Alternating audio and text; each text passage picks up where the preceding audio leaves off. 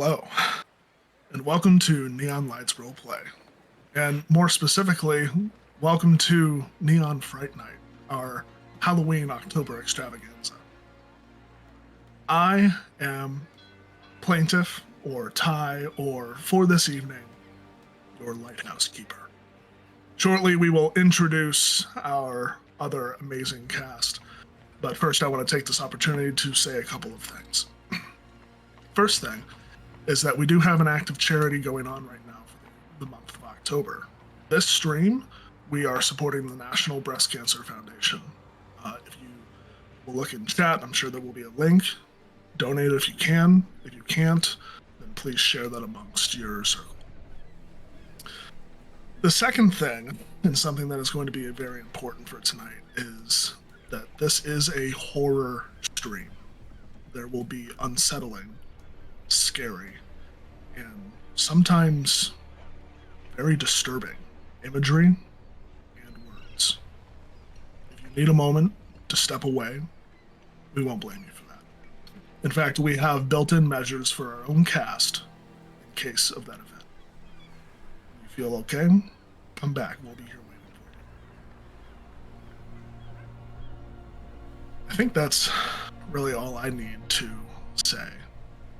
So let's go ahead and introduce our cast, starting with Osterman. Hi, I'm Danielle, or Ellie, she, they. Yeah, Osterman blog is me on Tumblr.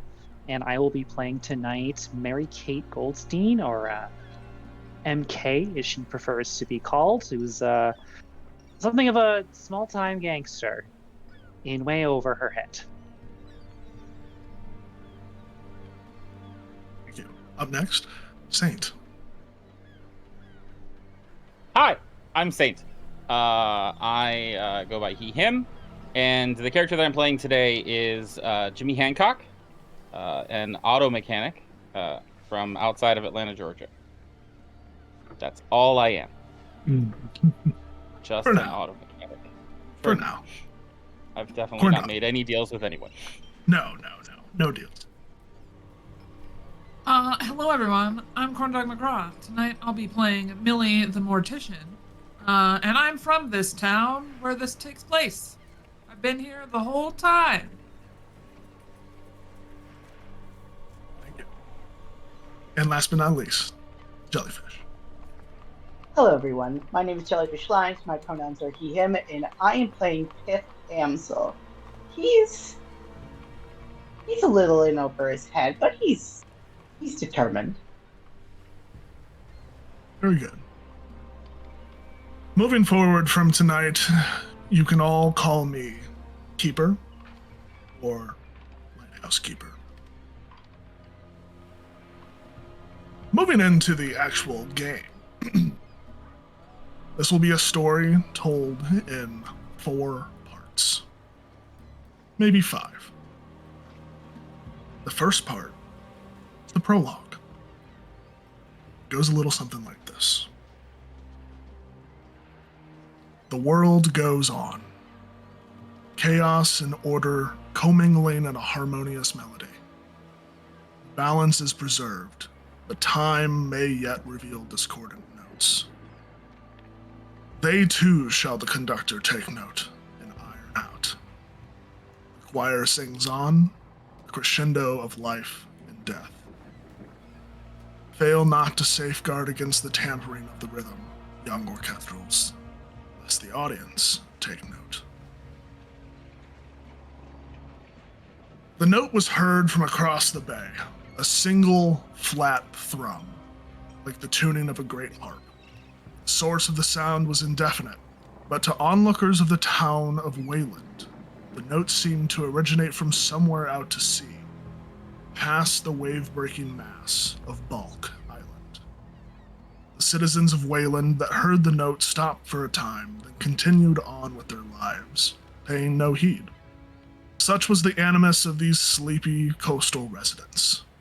Strange things happened here and there. They were just a fact of life.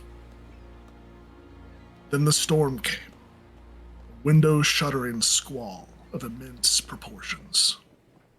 Storms were also a fact of life for the denizens of Wayland, but not to this scale. The storm wall, a blistering black shelf of swirling, smoke-like clouds, descended upon the coast, galloping first to Balk Island, then crashing into Wayland with the power of a scorned god. The blaze atop Balk Island's lighthouse oriented the people of Wayland as they made for their homes and waited out the wrath of the storm. The second note, different from the first, radiated from the aether. The second note was deeper, louder than the first, radiating from across the coast. As the note faded into black, so did the light from Balk Island. The streets of Wayland descended into a dark miasma, and those caught out in the storm stumbled blindly about, helpless before the choking cloud of darkness. Then, as sudden as it came, the storm vanished. As the people of Wayland filed out into the now soaked, wreckage-strewn streets, they saw no immediate sign of the storm. The lighthouse was once again lit, and the sea beyond the bay was calm. Over the next few days, the people of Wayland cleaned and rebuilt their sleepy little town. And to the common eye, the world went on. Part 1. We have a resident of Wayland in this little cast we have. Millie, would you like to describe yourself and give us an idea of what your character, their lifestyle, and what they do for a living? Yes. So Millie is a vivacious young woman with bright red hair.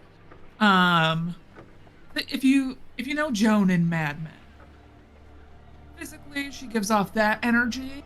But if Joan in Mad Men was spooky instead, people definitely, I wouldn't say they keep her at arm's length. Anyone who's known death knows her kindness, and her generosity, but there are a lot of people that see her and only think about how she spends 80% of her time awake with dead people, which is unnerving to some of the citizens of Wayland. But she's always been curious, really likes the idea of studying the potential of,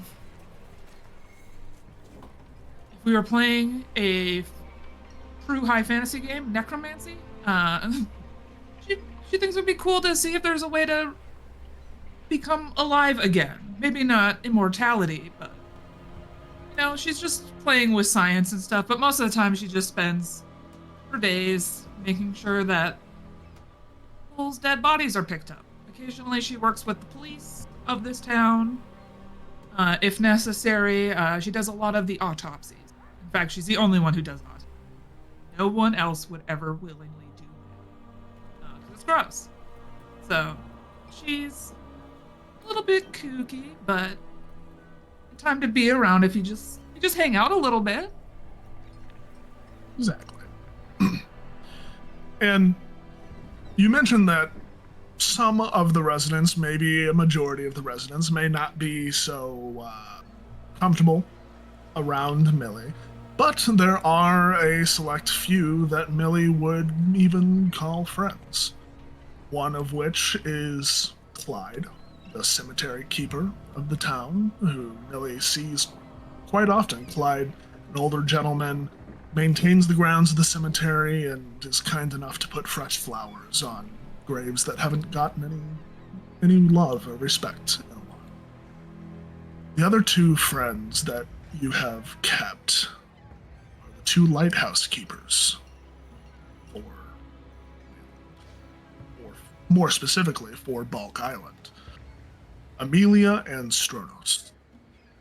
They were raised by a long line of lighthouse keepers dating back to who knows when. They were specifically adopted by the previous lighthouse keeper, Hammond. You know that at the time the lighthouse went out during the storm, Stronos was the keeper. And you haven't heard from him for a few days. But then you hear a horn off in the bay, a ship coming in from sea, who kind of changes their directory a bit, and instead of coming into dock, goes to the lighthouse, to Balk Island. A short time later, the ship arrives back on shore, bringing Stronos with it. Stronos apparently has suffered some sort of head injury and is just not himself right now. And so Amelia, his adoptive sister and companion in lighthouse keeping, goes to find herself on the island and keeping the light.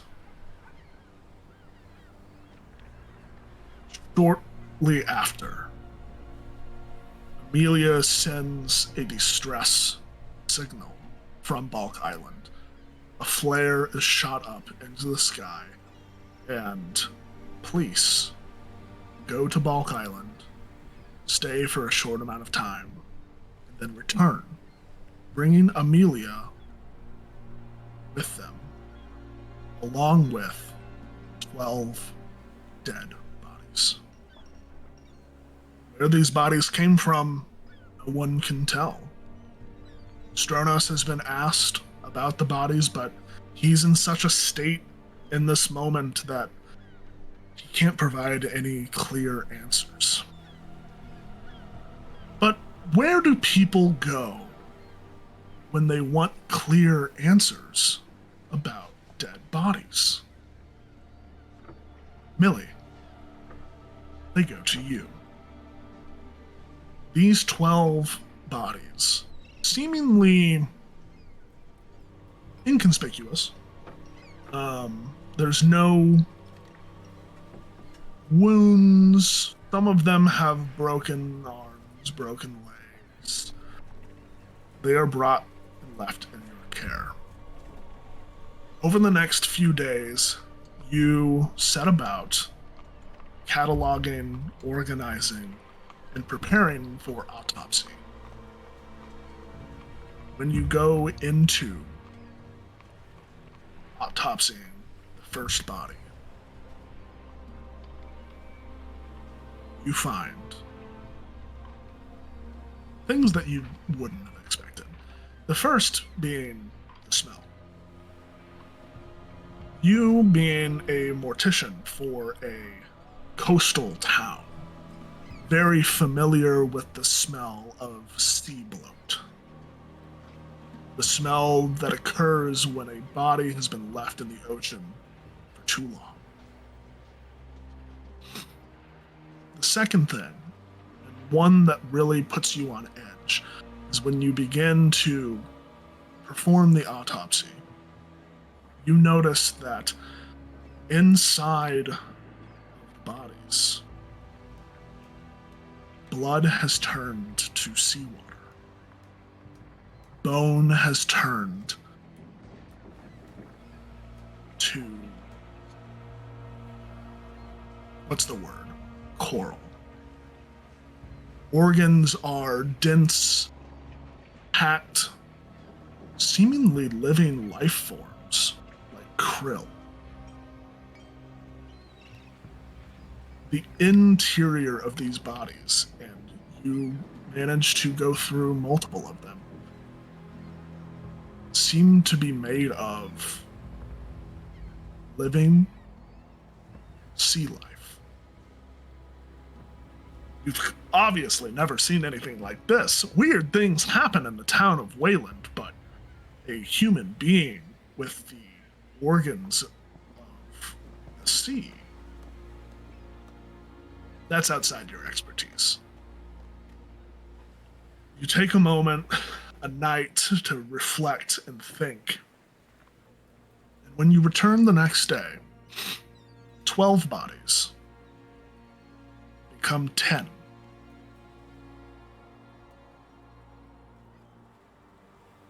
Two of these bodies have disappeared. For whatever reason, you don't know if someone was able to break into your morgue, or if fanciful visions and thoughts of the bodies getting up and walking out themselves, but let's be realistic here. The things you read about in your fantasy books, they couldn't be real. It's in this moment where you are standing, looking at the empty spaces, where a knock occurs at your front door.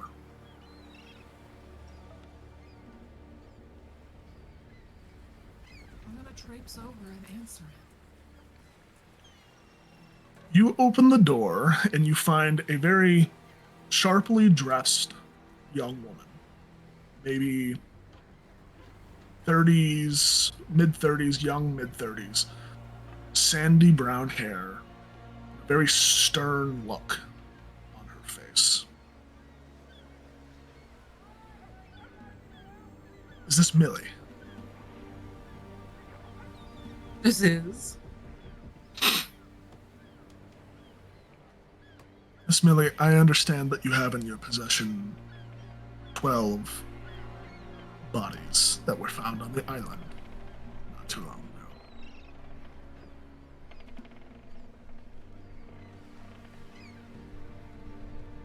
Yes.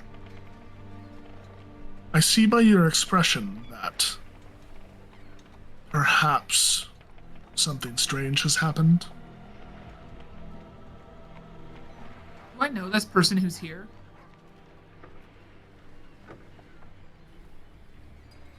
Maybe. To be colloquial, this person looks like a Fed.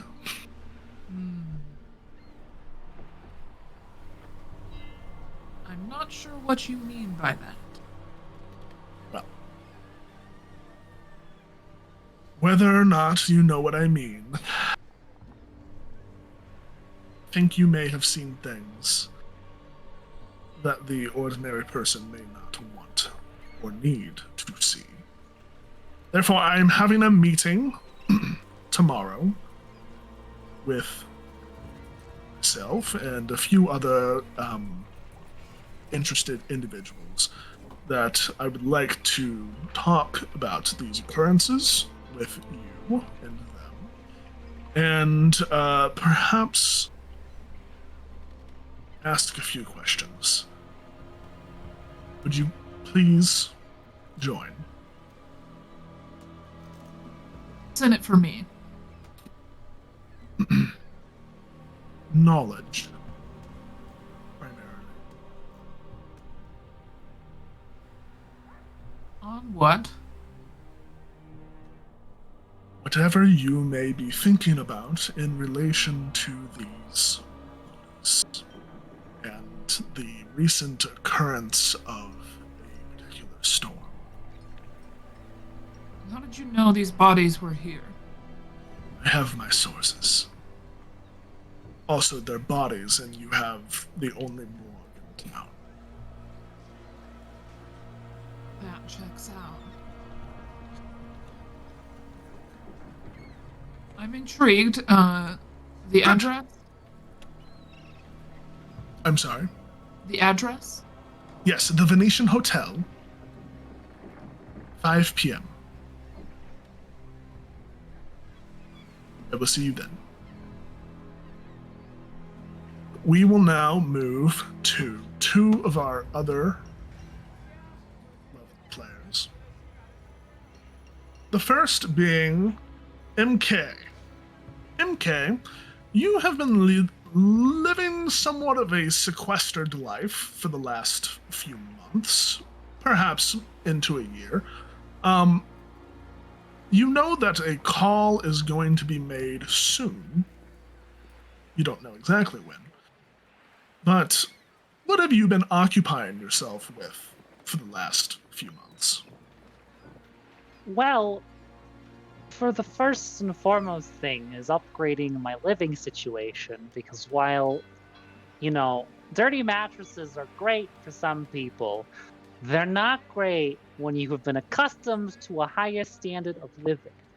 And so MK has been going around and finding any old knickknacks she can find and trying to upsell them at an outrageous rate and meeting very little success because for some reason the people of this town, they do not know good deals when they see them. And so she has been stuck with her dirty mattress and her mostly unfurnished flats and a gun that she's taken apart and put back together more times than there are numbers. Wonderful. When, let's say, it's a Saturday afternoon. You are getting back from running some errands, perhaps, and when you reach your front door, you see a letter sticking out of it. If you were to open the letter, it would read this. Agent, there has been a disturbance in the town of Wayland. Please tie up anything you are doing and catch the next train to Wayland. Your presence is expected at the Venetian Hotel 2 days after your receipt of this note. Ask for Richard Strauss. Destroy this note upon receipt. Conductor Nielsen. Well, she does in fact read the note. She does not destroy it, but she does pack up her stuff. It fits into a very small suitcase. She gets on the next train. Perfect. We're going to back away for a moment. The camera pans out, and as MK is leaving her abode,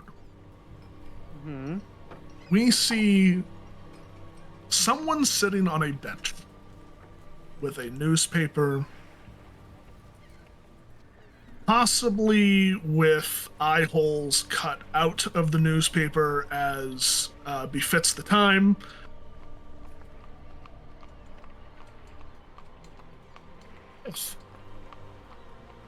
What have you been doing in the last few months? I have been keeping very careful tabs on MK. And why is And that? I have a lead on what is most likely their parents' murder, but also something else is going on. Something else that doesn't add up about her parents' death. I have a few questions for her. And also, her connections are of interest to me. Very good. I assume that you follow MK onto the train and wherever she is headed. Absolutely. Very discreetly, of course. Of course. You know what? Let's make our first roll of the game, actually. Cool. Piff, First roll. Would you please make a... let's go with either a disguise roll or a stealth roll, please.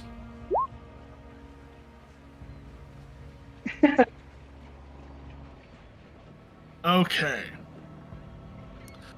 Not a super high stakes roll here. But, MK, you do notice that you've seen someone both outside your apartment or your house and on the train. Whether it's a coincidence, I don't know. But it's a coincidence nonetheless. We now pan out to the larger area and then back down in. And Jimmy, where have you been living, and what have you been doing? I'm assuming, like, since things went down, you mean? Yes. Well, since things went down, I moved out of town, first of all. Don't live in that area anymore. I now live just outside of town. I have a really, really, really shitty apartment. Just like the sink just stained incredibly like yellowish, brownish, like person upstairs like constantly fighting and yelling. You can hear the kid from down the hall.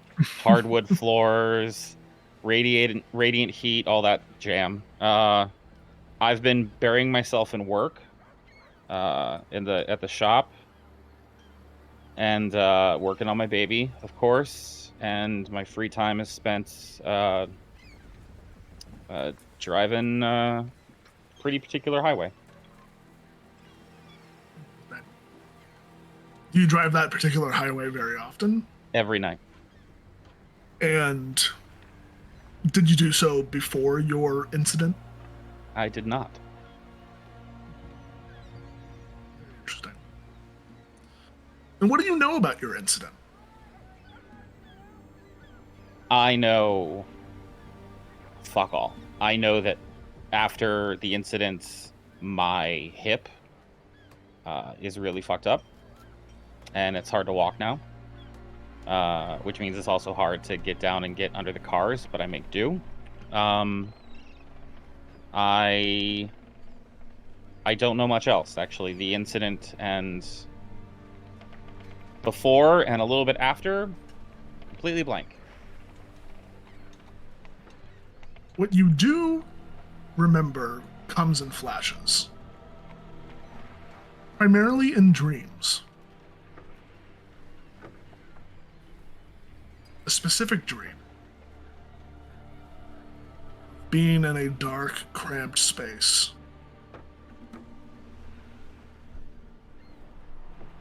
Being able to think but not see, feel, hear. And then you realize you're dreaming. And you want to wake up. Just let me wake up. Let me wake up. Wake up. Wake up. Wake up.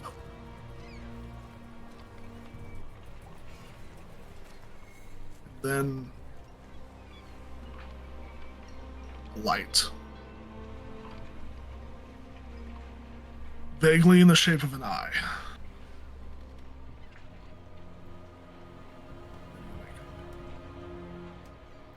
I think that having those dreams is usually enough to wake him up when he does, and that's when he goes out and starts driving that highway. Understood. You get a letter as well, saying very similar things. The instruction to meet at the Venetian Hotel in 2 days' time, to use the key phrase Richard Strauss to destroy the note upon receipt. But this time, instead of taking the train, you're asked to drive. And a little sub-note from Conductor Nielsen is, I think it'll be good for you. My response to getting the letter is, well, fuck. Who knows? Maybe I'll die this time. Take out my Zippo, light it, torch it, leave it in a little bowl on the desk. Maybe my house will burn down, maybe not. Don't really care. Hop in my 1954 Bel Air convertible seafoam green and hit the road. Very good. In 2 days' time, at the Venetian Hotel at 5 p.m. on the dot. The meeting convenes. You all show up in your various fashions. You say the code word Richard Strauss, however subtly or not subtly that you want to, and the concierge takes you behind the counter to a back room, at which there is a table with 6 chairs around it, but presently, as you show up, only Millie, MK, Jimmy, and who you now know to be Conductor Nielsen are present.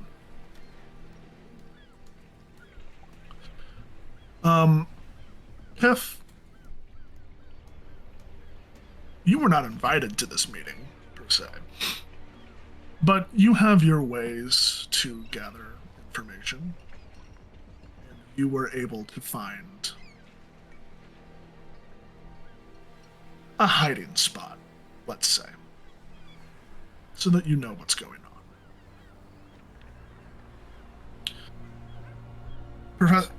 Professor, Conductor Nielsen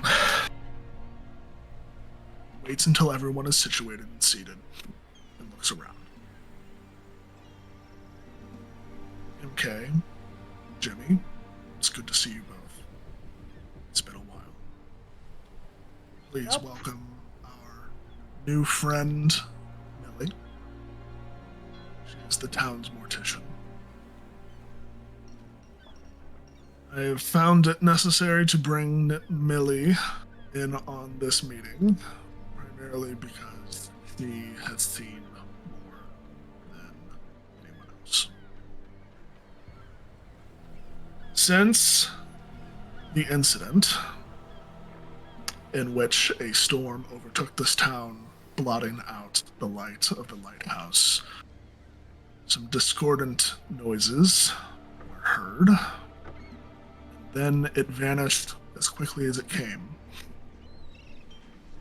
12 bodies, waterlogged and, say, changed, were found in the cellar of the lighthouse. And Millie here had the opportunity to perform autopsies on most of them.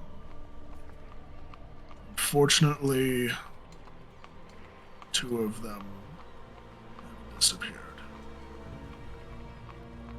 Could be that there are some more robbers in this town, but I believe that there was no thievery. I think they just got up and walked away. But you all will find out, I'm sure.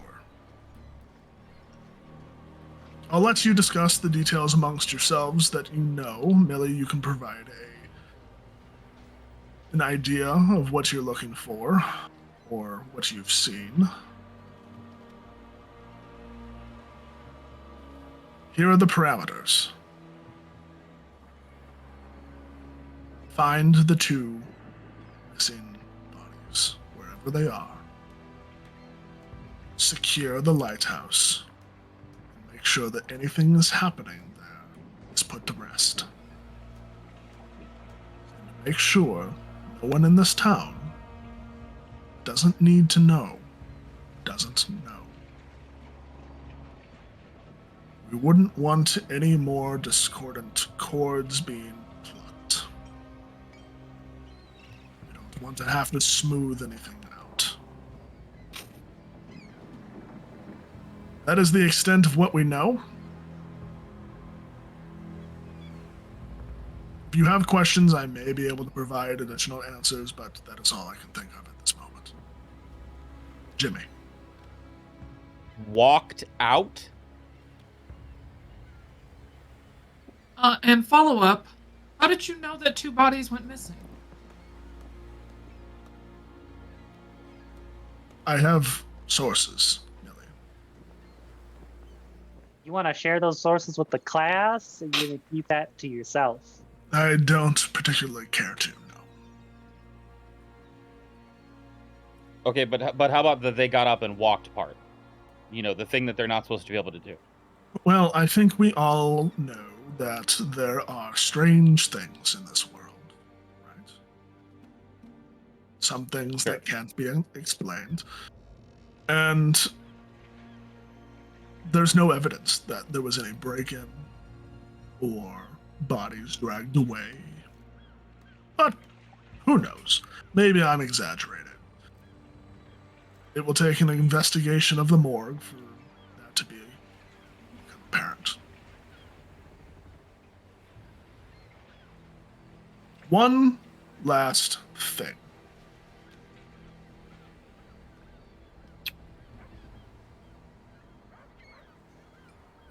We have an uninvited guest. And Conductor Nielsen stands and walks over to a what seems to just be a normal wall, but kind of presses in and clicks out, and it opens, and Pith is revealed.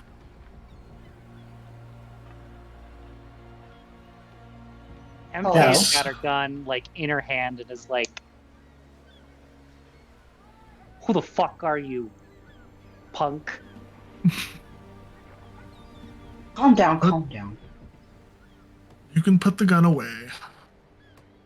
Our friend here has heard more than I would like, but as a punishment, they can join you.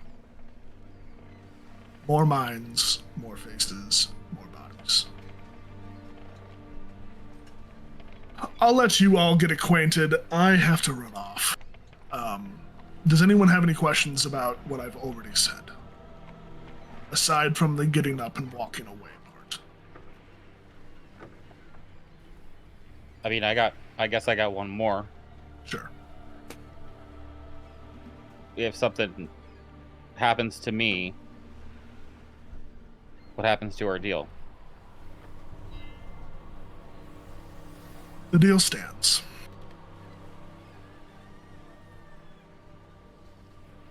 Okay. This is the fulfillment of your part of the deal. So I don't have to do the other thing? Correct.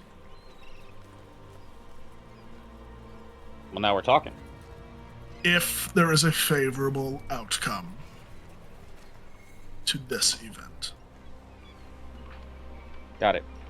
What would an unfavorable outcome look like? Are we expecting danger or things of that nature? Yes.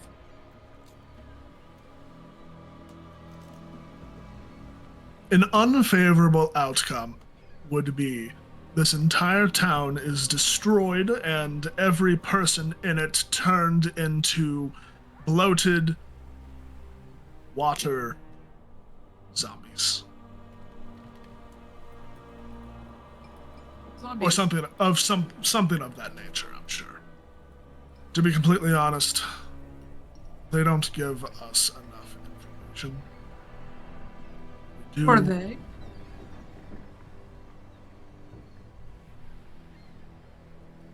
If no one has any other questions, I will take my leave. I suggest starting with the morgue, and then perhaps talking to the lighthouse keeper that was on duty.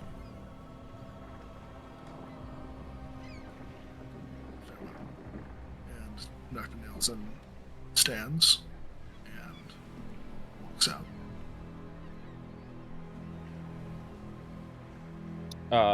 Millie was your name? Correct. You're the Mortician slash yeah. Dead body. everything that tends to do with death. Gotcha. Did you happen to tie the other bodies down? Just no particular reason I'm asking. When a dead body comes into the morgue, I don't anticipate it needing to be tied down. Well, I, for one, am looking forward to going to the morgue and finding out if there's still 10 there. Probably should get some concrete just in case. But first, I have a much bigger question, which is there stowaway here? You've been following me on the goddamn train. Who are you? What are you doing here? Well, to be honest, do you want the correct answer or do you want the answer that I give everyone? I would rather the correct answer. Thank you very much. The name is Pip Ansel.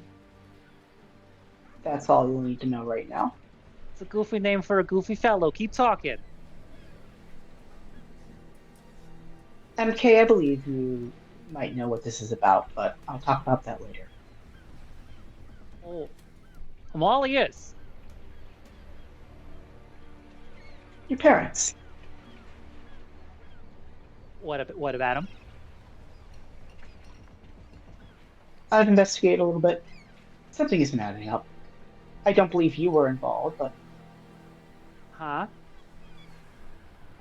I don't believe you were involved at all. Some Huh? people have had whispers of it.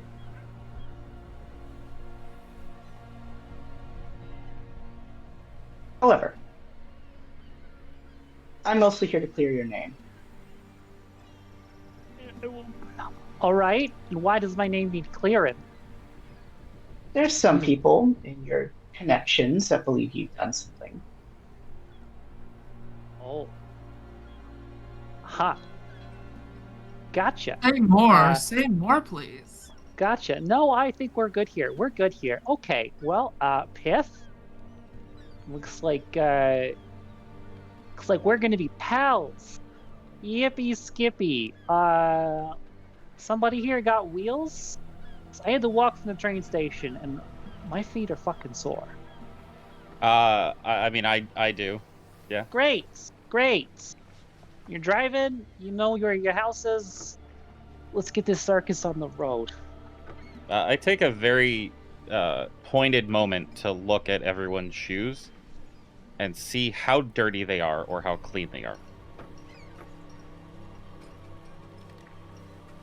How dirty or clean are all of your shoes? If any of them are dirty, I'm definitely like telling you to take your shoes off before you get in my car.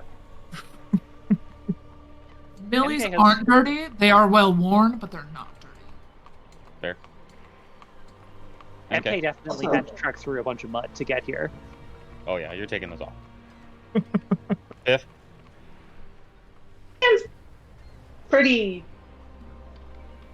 His shoes are okay. Okay. As we get to the car, I will pull a bag out of the side and ask you to put your shoes into it before you get in. You want me to what? Take your shoes off. Do you see how cherry this thing is? You're not getting this dirty. Mister, it's a car.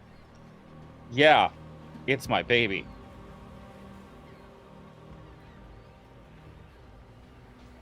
He's fucking goy. Fine. Thank you. Fine. Thank you. Take my fucking shoes off. I peel out as soon as we're on the car. Just take off. All right. Where are you headed first? I mean, I guess the morgue. Stop the zombie Alright. apocalypse, right? Morgue is always a good choice. Millie, do you mind giving us a description of your place of employ? Yes. So it's a multitude of things. It's a funeral home as well as a morgue, as well as having an outlet to, cremate people. Should that be the best option for their bodies? It's basically everything that you can think about tied to death in one building, though there are like multiple rooms. It's a house that they kept adding onto and just kept making bigger additions with no real plan in mind. Just when they could afford cremation, they brought in cremation. Everything's built Together but separate. kind of piecewise a little bit. Yeah. You can tell that certain parts of it are older than other parts. Yes. Gotcha. Not very much attention was paid to the outside of the building. Not what's important. It's what's on the inside that counts. It's what's on the inside that's important. You all arrive at the morgue. On the outside, it seems very inconspicuous. It's a house, a little larger with different kind of piecemeal rooms. When you step inside, you see reception and a hallway that leads off to the side. Millie ushers you through reception and down the hallway and into what looks to be an observation room. The observation room currently is empty. But you can tell that work has been done here recently. There's no blood or viscera or anything, but tools and clutter. Millie then leads you into a side room that has a number of the wall with the door thingies. You know what I'm talking about? I don't know what it's called, Saint. Don't give me that look. It's I'm trying to figure it out too. The corpse storage area. Let's call it that. Yep. Like the coolers? The little refrigerator The doors. coolers. Thank you. Yeah, like the door things? Yeah. You know what? I'm going to go with the corpse storage area. I think that's perfect. First things first. Who here, character-wise, who here has seen a dead body? Have I? Oh, you're fine, Jimmy. You're fine. So the rest of you have seen a dead body. Perfect. So we don't need to make our first sanity roll of the night based on that. What we will need to do is make a sanity roll, everyone. Because when you enter this room, two of the cooler doors are open and empty.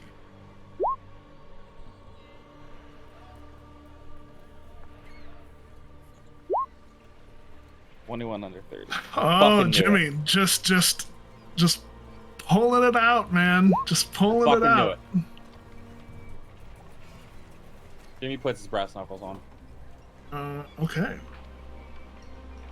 So, everyone is good except for Pith. Pith, please subtract 3 sanity. As the realization that this walking away of dead bodies theory may or may not have some weight.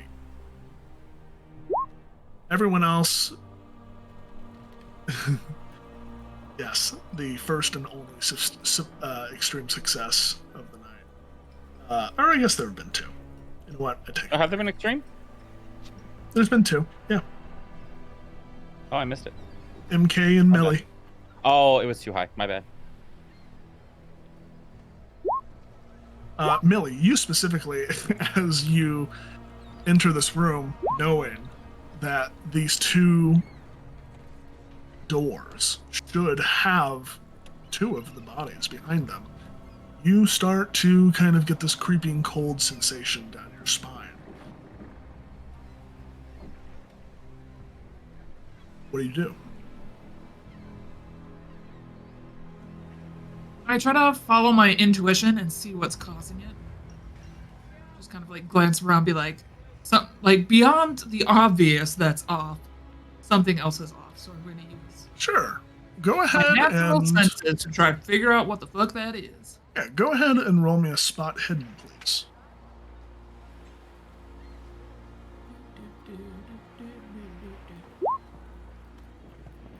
I did it, just barely. Perfect. There's no sign of a break-in. There's no sign of anyone tampering with the locking mechanisms. You do see, and you've already succeeded on your sanity check, so you don't need to make it again. You see that there are handprints and fingerprints that have scratched down the inside of the door, leaving a trail of mush. It's not bloody, but some sort of substance left behind.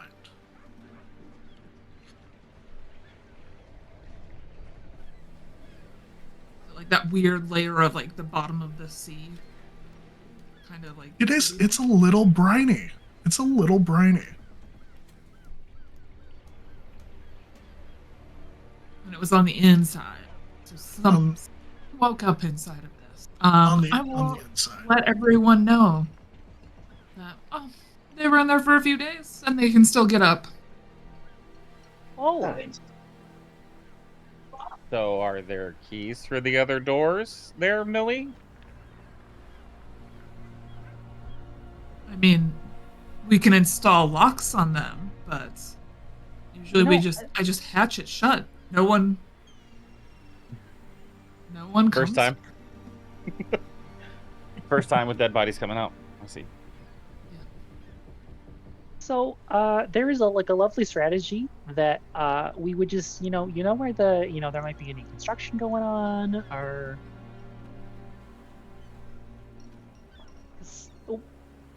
See, in an old line of work I had, this was a relatively not common, but this was not an uncommon problem of like folks you think are dead or in fact get up and walk away, and so we have a lovely solution called concrete shoes. And I'm a fan of this theory, this plan. Locks on the doors here, like sure, absolutely, but if we just get some concrete, we just come back, we mix a little batch up here, we just take the things out and we get them in nice and good, and then we put them back, and then even if they do wake up, they're not going anywhere. Or at least, Baruch Hashem, they don't go anywhere.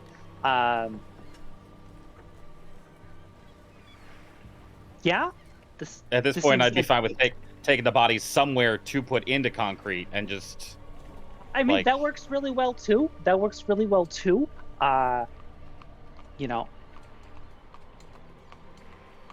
concern. Writing in a notebook. My concern here is that our newfound friend, someone gave you those bodies, right? Right. Yes, they came from the lighthouse. More my thing is that probably the pigs gave you those bodies, and so they might want if the bodies just all up and vanish, then it's harder to make receipts.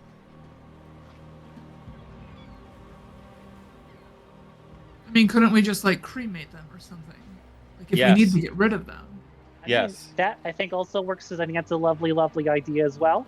But also, should Fired we up. be getting rid of them? Don't we have to figure out what they're doing here, or what's happening? I'm sorry, everyone. Hi, my name's Ellie. I've never seen dead bodies come back to life. I've never heard about this happening outside of books. What the fuck is happening? Hi, Millie. I'm Jimmy. The weird shit, it's about to happen.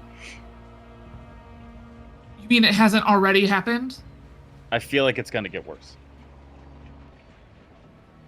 What, are they going to go around town murdering everyone? Well, I mean, it might be a good idea to find out, to be fair, usually when the dead bodies get up and walk in my line of work, usually it's because, the fucker who was supposed to do the killing chickened out. So, this is a little different from what I'm used to, but usually, the folks who get up and walk away, usually they have a grudge against the folks who try to put them down in the ground. So it might be a good idea if we could find out where those the walkers have gone. But yeah, if we can just cremate the rest of these, that might be not a bad idea. Unless, like, of course, we could, like, wait for one to wake up and then try to follow it to wherever it's going. But I think that's a terrible idea. But I think that's a also a terrible pretty good idea. idea. Because right now No, we I don't think know that's where they're going. well, but look, you look really smart. I'm sure you could figure out where they're going with those books of yours. That seems like a much better plan than like waiting for one of these things to wake up and then trying to follow it. So two things. First of all, Pith, you still sticking with that? Their name's clear after everything you've heard. Fuck you. I mean, Fuck you. that's I'm what not you the wanna one who ask just right outed now. everything. No, well, listen. You're right. I'm sorry. Gallows humor. My other question is, do you really think that we're not going to hear that something's going on from town since there are now 4 dead bodies walking around? Millie, what's going to happen if we... Like, what's going to happen if we cremate the other ones? Like, what are we not going to know? We can just find the other ones and what they're doing. This is a voice of wisdom here. We should listen to the sage. What if the other few haven't left the building yet? Sorry, could you say that one more time? I didn't quite catch that. What if the other 2 who got up and walked away haven't left this building?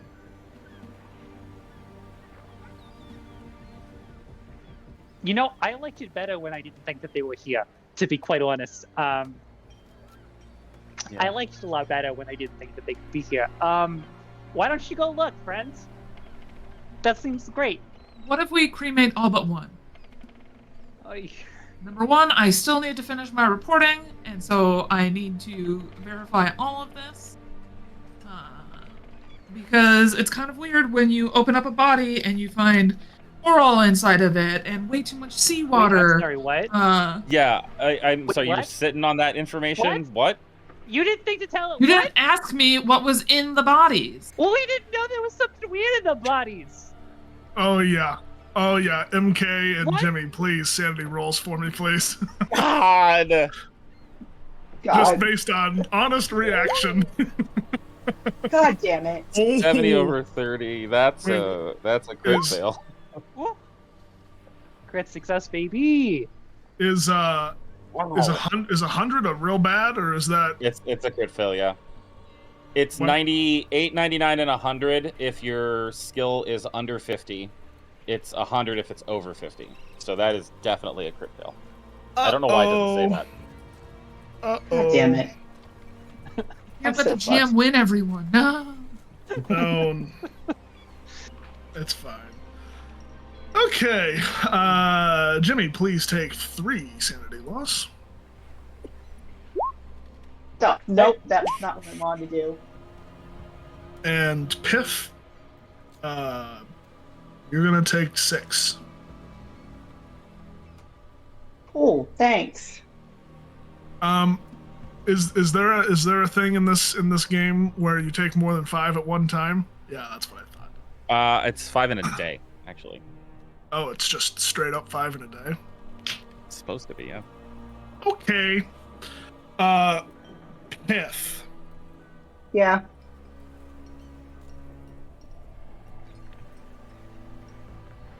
The withholding of information here has really put you on edge. And to get out of this situation alive, you now firmly believe that everyone, including yourself, should not hold back any sort of information whatsoever. Okay. Everyone, let's just be a little bit honest here. Why don't we go around, just say why we're actually here, what we're actually doing, huh? You first. Actually, MK, I was about to ask you. I'm sure you are. Fine. Okay. MK, Fine. you want the truth? Yeah, go ahead, lay it on us.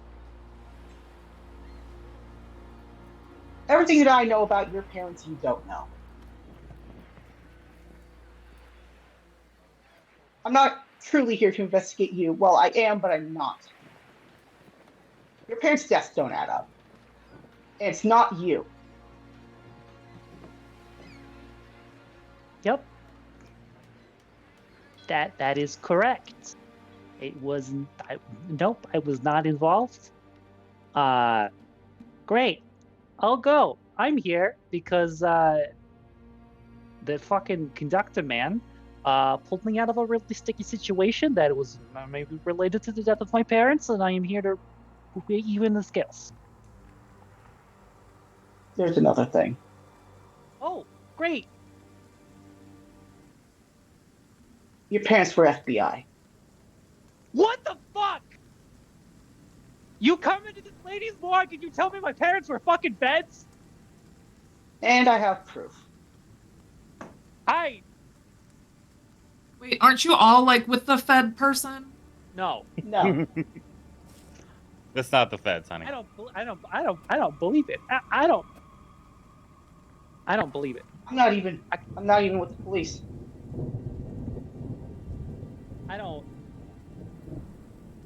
I gotta take a minute. If there were not bigger fish to fry, like my fist would be so deep in your face, you would not be able to pull it out without fucking surgery.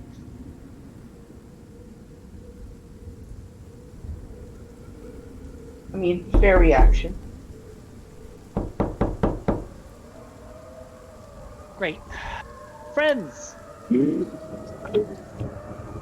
More friends. If you could keep it down. I'm trying to sleep here. That's not Clyde. Where the fuck did that come from? One of the cold storage doors buckles. I'm gonna go try to outward like with jam a some sort broom of handle force. in the handle before it opens.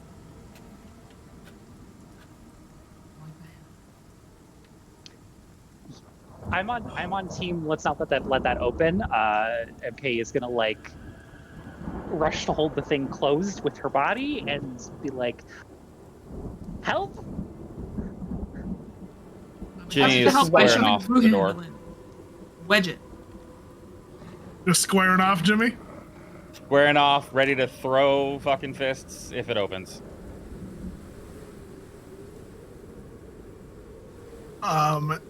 It buckles again. It seems to be holding pretty well. But who knows for how long? We need to get out of here. Hey, ladies, this place insured. From what? Storm damage, yes, but from storms coming alive in people's bodies? No! I'm saying fire. You insured for fire. Yes, we have the crematorium. But also, a lot of this place won't burn down because we have the crematorium. Hey, you are. It's a non-flammable space, just in case. Why would you make a house that was able to light on fire? That doesn't make any fucking sense. I mean, just the crematorium's inflammable, right? Or not flammable, whatever word is supposed to be in that sentence. Well, I also work with, like, toxic gases and things like that when embalming people, so a lot of this Wait. place is Do you have a gas stove?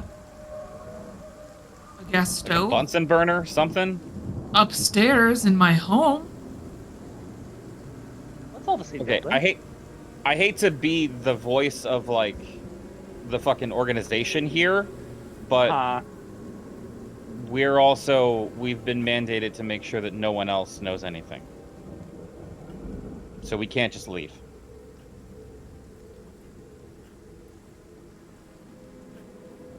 So, look, lady. Like, fire insurance is pretty good nowadays. I hear. Like, it's not like when I was a kid. You know, it's just a house. It's just a house. Why don't you I'm looking for a Bunsen burner. Bunsen burner is great. Look, I'm just gonna nip upstairs. I gotta find a bathroom. I gotta pee really bad.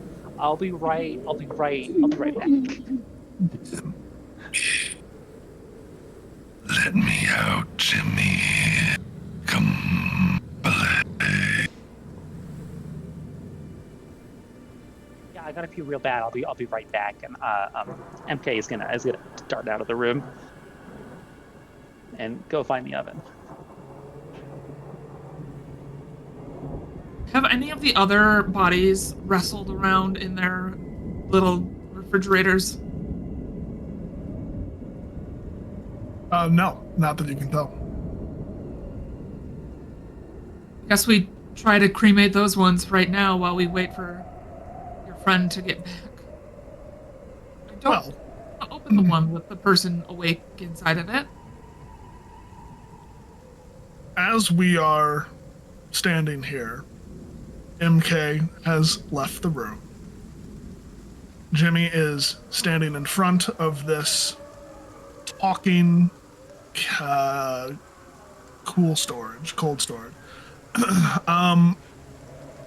Where is Pith and where is Millie in respect to all of this? I'm looking for a Bunsen burner. Okay, so Pith has left as well. MK has left the room as well, correct? Yes. So it's Millie and Jimmy still in the cold storage. Yep. Millie's definitely still in the cold storage because there's a gross part of her. Oh no, we lost Saeed. There's a gross part of her that's intrigued. Yeah. So we are going to go to break here in a second, but before that happens, as our party has split, the door that has been rattling flies off the hinges, and out from a dark interior comes a bluish gray decomposing hand. And we're going to go to break. We will be right back and get into potentially some interesting combat, maybe. So, let's go to break. Hello, and we're back. Before we took our break, we had a very creepy, decomposing, waterlogged person break open a cold storage door that it was currently interred in, and had a bluish gray decomposing hand crawling out of the cold storage. And as it does so, Jimmy. Time Nope. to play. Nope. and why don't we go ahead and do our initiative? I believe it's based on Dex. Do we roll for Dex, or do we just go with Dex score? Yeah, so on the sheet, you go over to the combat tab and then just click on dexterity.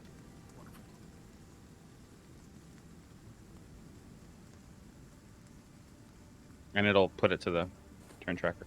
Okay, so it basically is just the Dex score. Okay, that works. Would you like Pith and I to be involved in this as well, or? Yes, everyone, regardless of if you are in the room or not.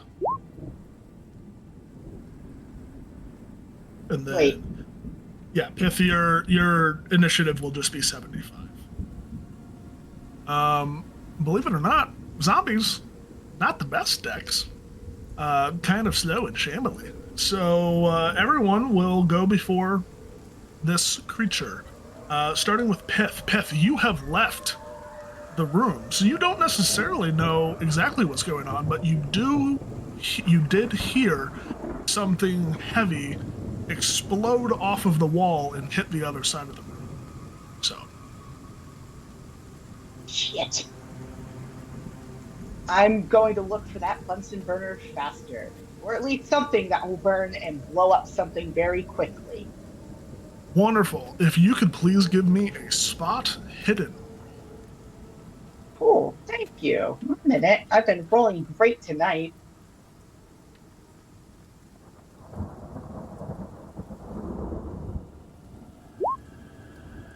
I'm going to spend that luck. Okay, go ahead and subtract 2 luck. Thank you. And 1 minute.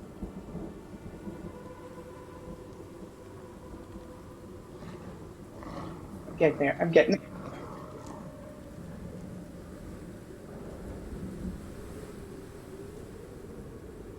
as you are searching around, you don't see any Bunsen burners. As this is kind of a want to keep flame contained type area, no specific sources of producing flame or heat. What you do find is alchemical solutions within the kind of observation room. You find a number of them, and with a 45, you can tell that some of them will probably be flammable, and some of them are not. But you are not currently, there's no like symbols or anything. So additional investigation will be needed. I'm taking them. Take as much as I can. Perfect. Fingers crossed. All right. Up next, we have Jimmy. Jimmy, you are staring down this open container now. The hand reaching out and a face slowly emerging as well, but you don't see anything specific yet. So I get the sense that this is a person, though, right? It's got a human-like hand. Like a human person, like in there, whatever it is, actually. You could make that assumption. Cool. I would like to do a maneuver, and as I said in the Discord chat, I would like to grab a close sheet on a table and Okay. light it on fire with my Zippo and throw it into the enclosure. Okay. Let's go ahead and have you roll. How about throw? Throw works. Okay. I'm just assuming like the build of this thing is equal to mine, yeah? Same size as me? About, yeah. Cool. So it should be my throw versus their dodge, if they're dodging. Or fight back if they want to, like, bat it out of the way. They are not dodging or fighting. Extreme success, 320. Okay. Fuck you. You light this towel or sheet, some spare scrap of fabric that you find lying around. It's dry, and it takes pretty well. You throw it into this dark enclosed,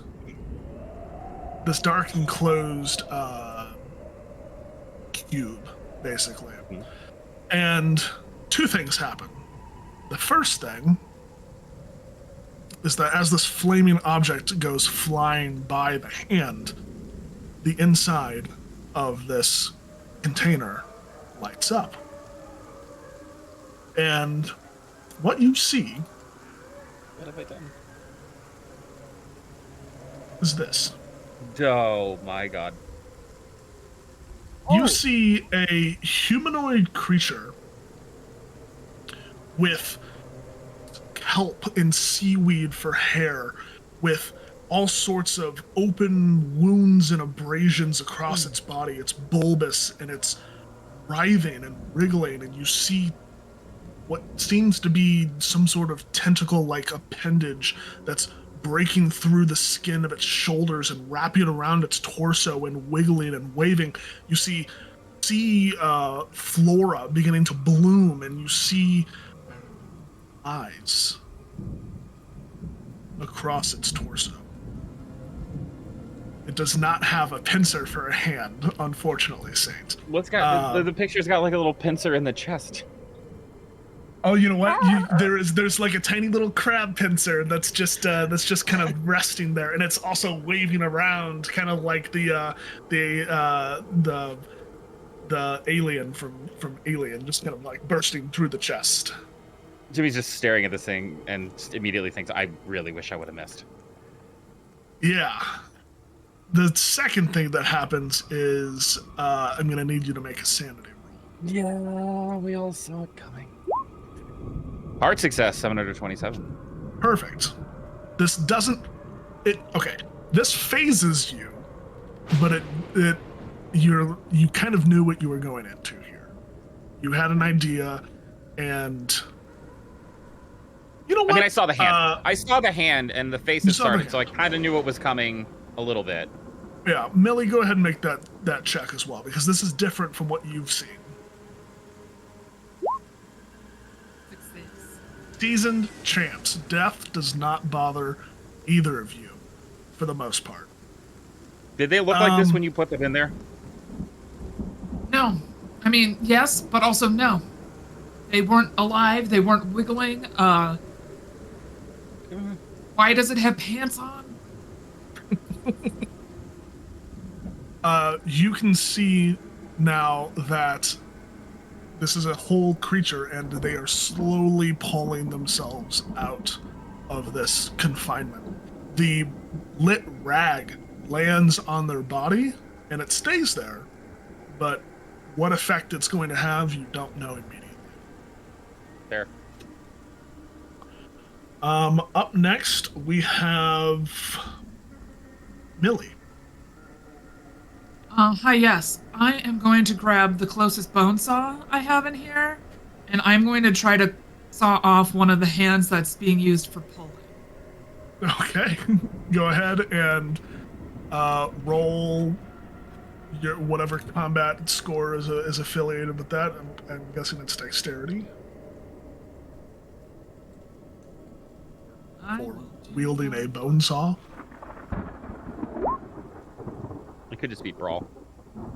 Brawl would also work if you want to roll your brawl. Okay. Most hand to hand is brawl unless it's a specific thing that you have a skill with.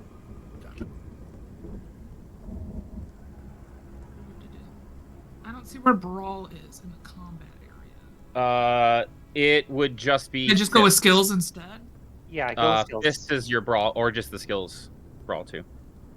Cool. Oh, it's under fighting on the right side of the main sheet. Real bad. Okay. Real bad. I don't deal with things that are alive. What actually happens is you bring down the saw on this creature's hand, and you start to saw into it, and then a tentacle comes out, wraps around your wrist, and begins to pull you closer to the opening. Oh, this is bad. And as Can I see? Does it look like we've heard it talk now and stuff like that? What do their eyes look like? Like, what am I? Like, are they similar to our eyes? Can we sense movement in it? Is it staring directly into my soul, or is it still watching Jimmy because it called for Jimmy? Eyes are really goopy, so I don't know if they would survive this water. I would be able to answer that question if this creature had any eyes. Cool. Dope. But as you do get closer, and it starts to pull you in, its face does swivel over to look at you, and you're now about 1.5 to 2 feet away at this point. That smell of brine and rot intensifies, and you can see as its mouth begins to open and crack its face, and you can see little Scylla begin to wave and churn inside as it goes into possibly eat you. Cool. I think Jimmy just hears her mutter, "Oh, those creatures were alive," and she looks into the mouth because she had a vibe that these crustaceans were still like wiggling and churning, but didn't really know for sure or not, or if it was her mind playing tricks on her because she wanted to believe in it so bad. I don't. The scenario that's playing through my head right now about you in the middle of the autopsy and like wondering if things are moving inside. I don't like that. Yeah. I don't like that. Yeah. Oh. Well, it's whatever. It's it's a fun time. Well, we'll see what happens here in a second. But MK, you are up. So I have bolted upstairs into the regular house section. I am looking frantically for the kitchen. Okay. You're able to find the kitchen very easily. Great. Stove. Gas. On. All the way. We are flooding this house full of natural gas. Okay. You don't need to roll for that. That's within the standard array of what a human would be able to do. Why don't I have you go ahead and roll just a let's see. How about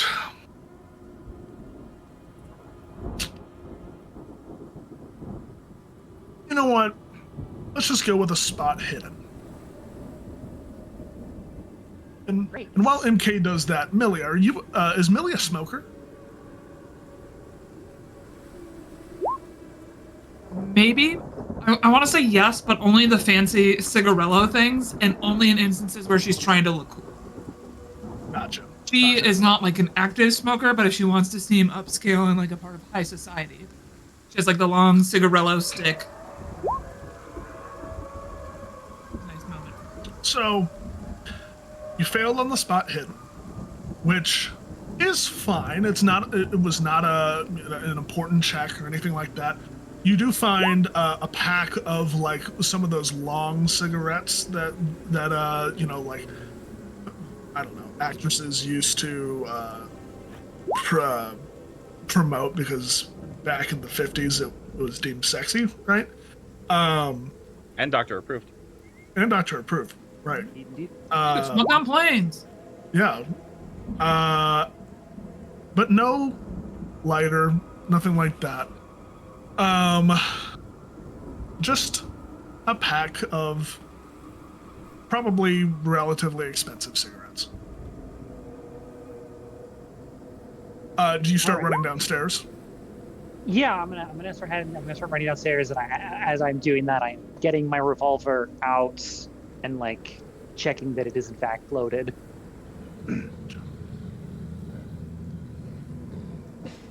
Millie. The tentacle begins to drag you closer and closer. The mouth opens wide, and you can kind of see like a foam building in the back of its throat. And then it rushes out of this open maw, and it vomits seawater straight into your face.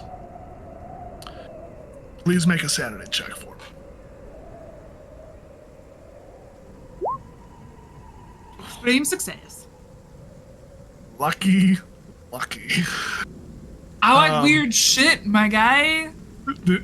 Does that include seawater vomit out of a If it brings me one step closer to my goal of resurrection, yes. Perfect. You know what? I love the energy.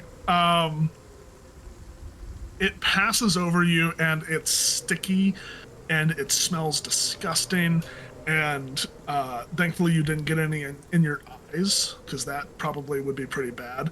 But you just kind of coated in this imagine what you would scrape off of the bottom of a boat kind of slime, and it kind of just looks at you and begins to crawl out of the enclosure even more. It's got about half of its body out at this point, and as it gets about halfway out,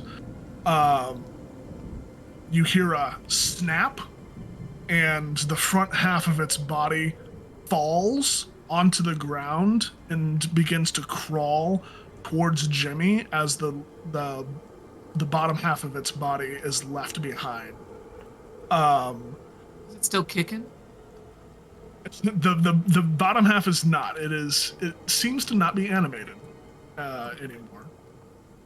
That being said, the flames that are on this top half of the body do seem to be doing something, and it does take a little bit of damage as some of this like corrosive liquid that's enveloped its body begins to ignite.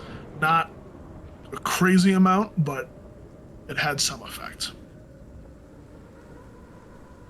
Piff. Yeah. What would you like to do? It is back to your turn. Would as is MK out in the hallway? You can hear MK coming down the stairs, and I would assume at this moment, MK is just kind of breaking back into this room with a pistol in her hand. Oh, hey MK. I found a bunch of what might be flammable. I never thought I'd say that. You want to light this place up?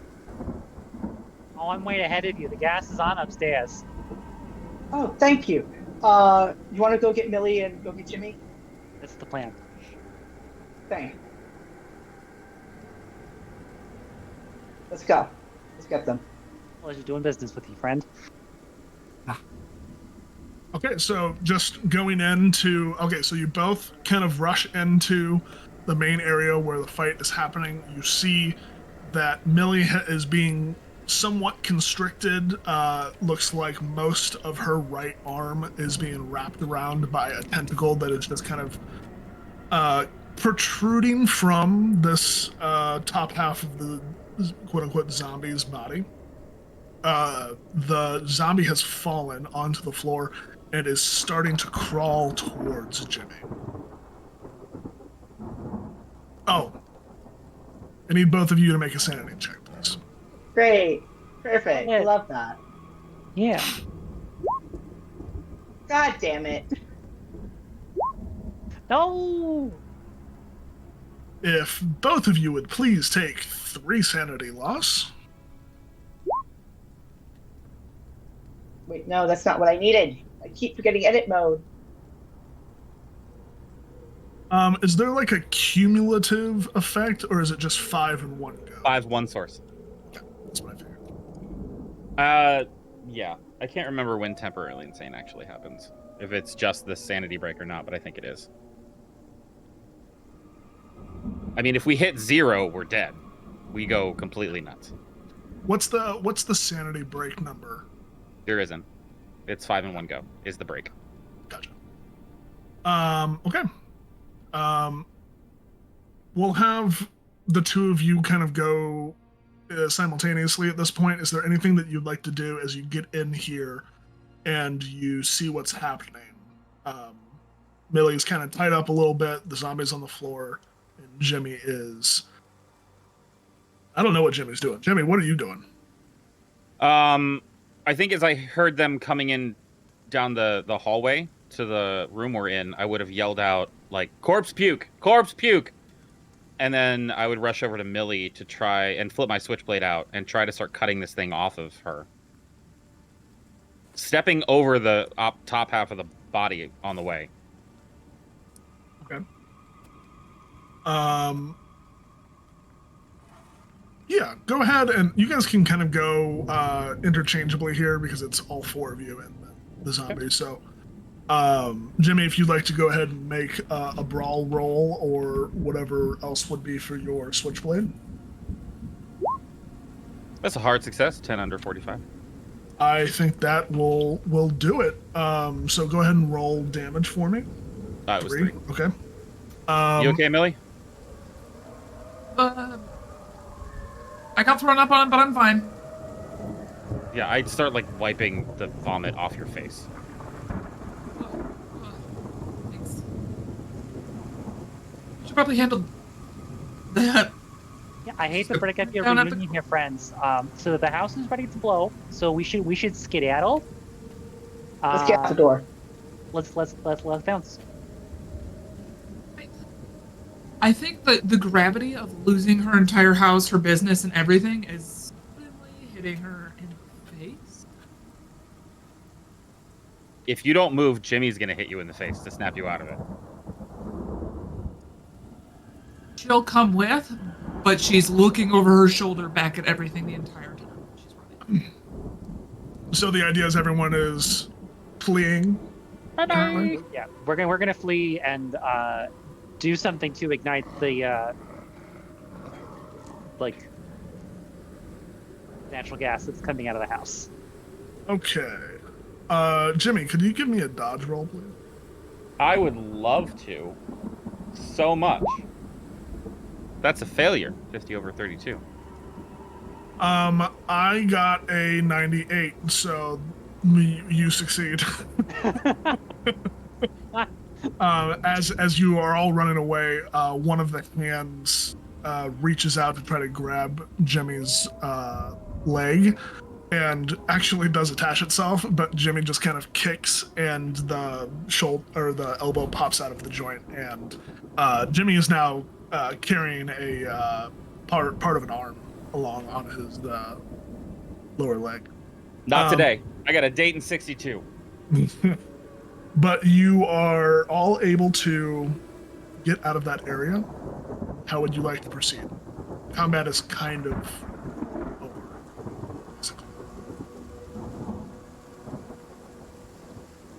Well,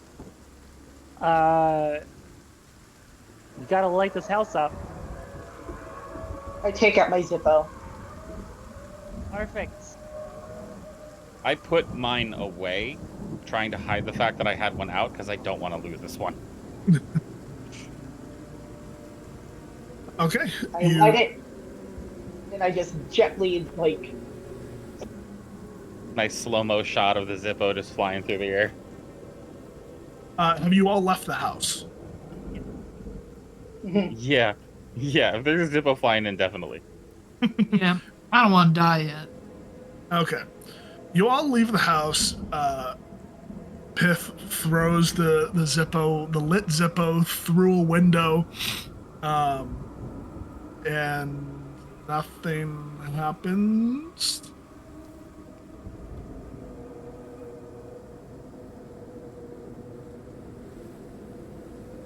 Thought you said you set it up to light. Well, I turned all the gas levers on. Fuck.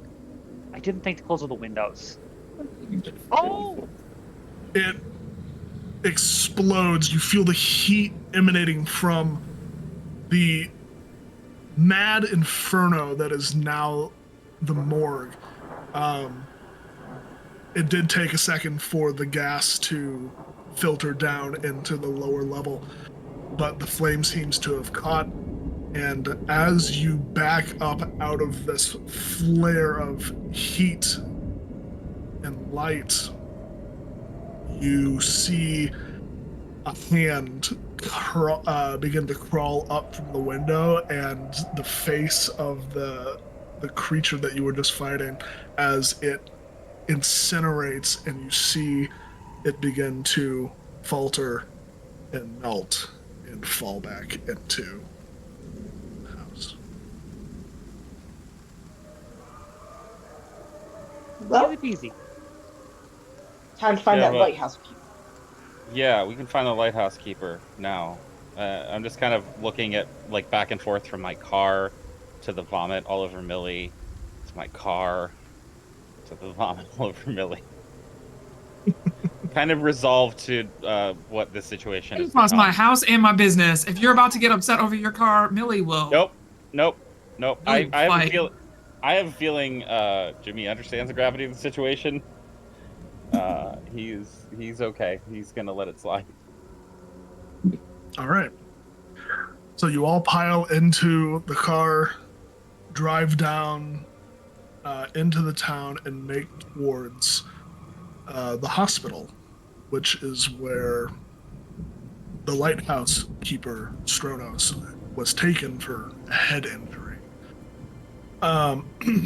As you drive up to the hospital, you go inside, you talk to reception to ask where Stronos is. They inform you, Mr. Stronos was transferred to the psychiatric ward. The head injury was causing him great pain and difficulty, and he lashed out at some of the attendants. We transferred him there for his own safety and for our safety as well. If you would like to go see him, you're welcome to, but I will warn you that it may be dangerous. Perhaps a familiar face could help. Oh, that's right. I remember that you were his friend. Perhaps, maybe it will help him kind of snap back to reality a little bit. Thank you. Sorry. Yep. Same. If you would like, I can show you to the wing. I can't go in personally, but I can show you where to go. Yeah, thank you. That'd be great. The attendant brings you down a set of hallways to a kind of quartered off wing on the east side of the hospital. And there is a fixed security door and a security guard standing outside. And when you get to the security door, the attendant goes, "Right. A rule is that we have to ask you to leave any weapons or any dangerous things that you may have here with security. And also, please do not give anyone in this wing any sort of object. And stay about 6 feet away at all times, if you can." I'll just wait outside. You folks go on ahead. Yeah, this isn't my thing anyway. I can fix cars, not people.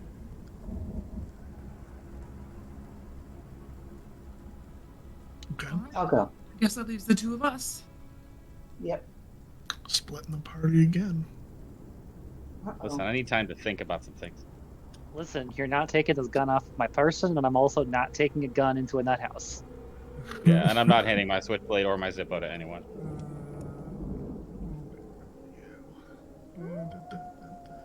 I do Okay. love the way that our keeper is grinning. That's always a good sign. Oh, it's fine. Yeah, it's Don't- fine. What Don't could happen in worry Call of about it. Cthulhu in a mental ward of a hospital? What can Popping happen? rainbows. Nothing. Popping Nothing. rainbows. So, two of you wait outside. The two of you that go in, you relinquish any sort of weapons or dangerous effects, and you are not accompanied. As you go inside, you're told where Stronos is, but no one accompanies you. Rules and regulations are looser in the 50s. It is a white hallway. Very bright lights and doors on either side. You approach what has been marked as Stronos' door. You kind of go around a corner. And where you were told Stronos' door was, in bright, stark contrast to the bright white lights and white walls and floors, there is just a smear of blood and a trail leading further down the hallway away from you, coming from Stronos' door.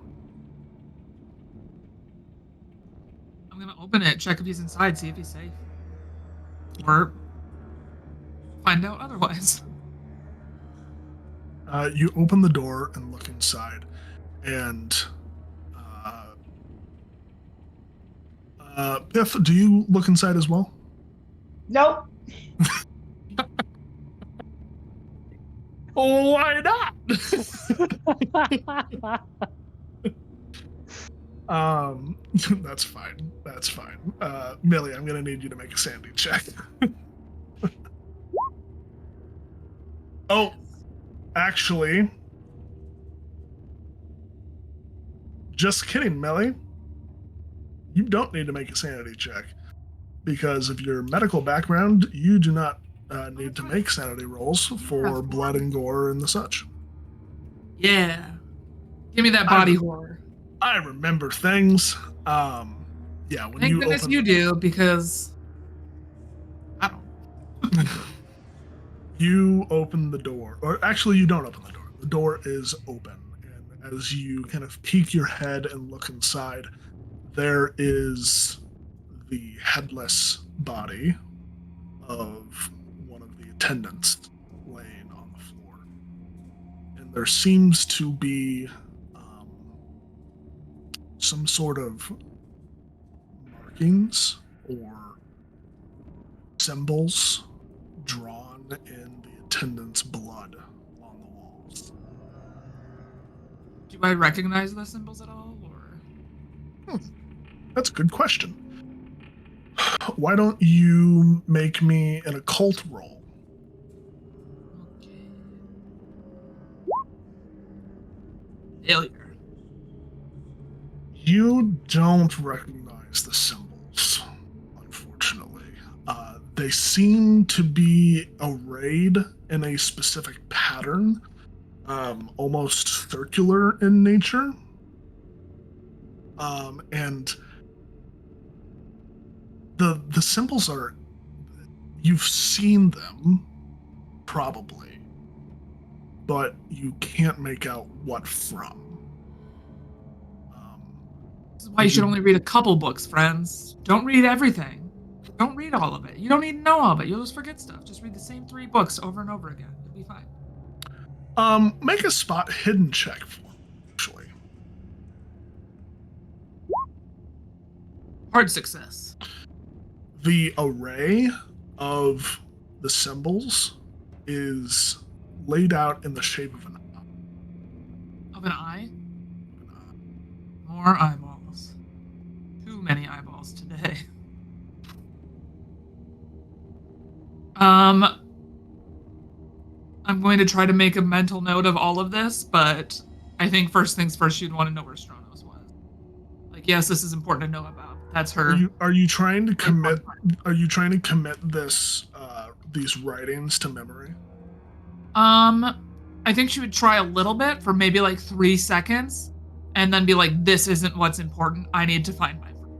So I don't think she would actively try to, but maybe on her way out, tell Pith to write down what's in there, and then go run after Stronos. You don't have to. I think she just knows that she's the familiar face. Funny thing, when you begin to concentrate and commit to memory the writings, you have that moment of thought of, oh, this isn't what's important. I need to. Oh no, this is the only thing that's important. This is the only thing. This is it. I need you to make a sanity check, please.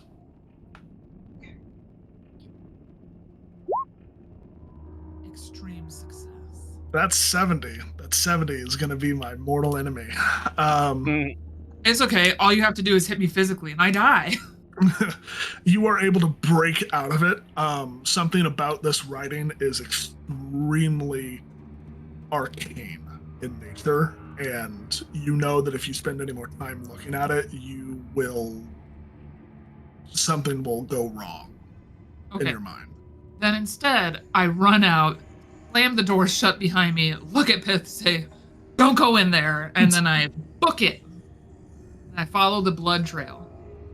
All right, you follow the blood trail, and it leads you down the hallway, around the corner to the left, and you see 2 things. The first is the head laying amidst a pile of broken glass, And where that broken glass came from is a window that was shattered and is open to the outside. We will peek outside, see if I can see any trail or anything like that. You are currently on the second story of this hospital, and you look down and you see below you what looks to be some sort of like disturbance in the ground and a little bit of blood, but nothing else.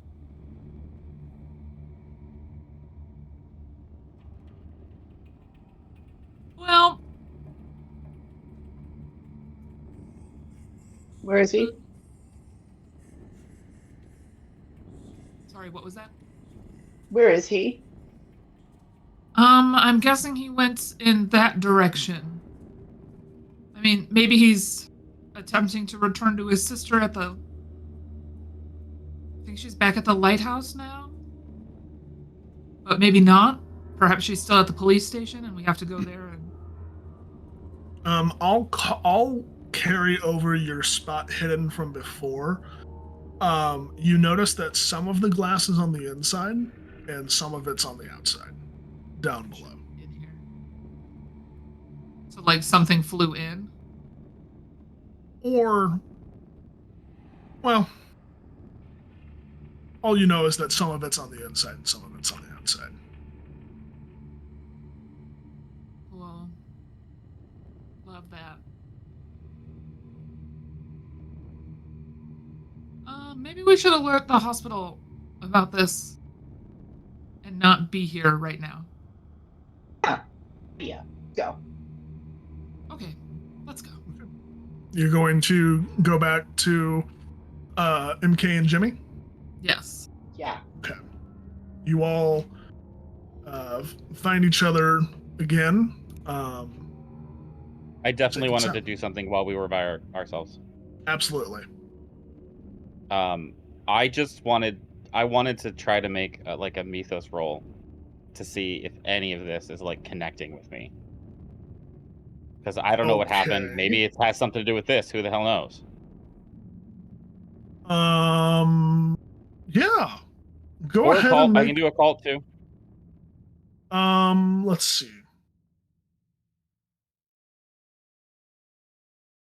Actually, no. Go ahead and make me a mythos roll.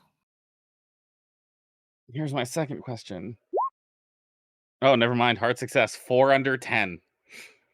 Goddamn. Yes, your plus 20 would count for this. I don't need the plus 20. Well, would that make it an extreme success, though? I mean, plus 20 would make it an extreme success. Yes. Okay.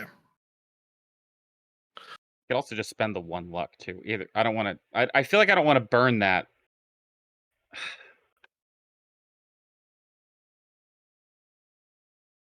You don't have to if you don't want to.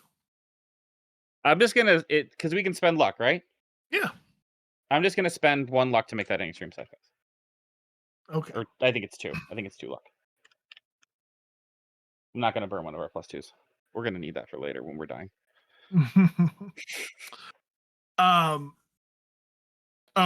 Specifically what I meant by your plus 20 is you have a plus 20 I know. Okay. Just making sure. I just don't want to use that right now Yeah, I figured. because I know we're gonna need it later.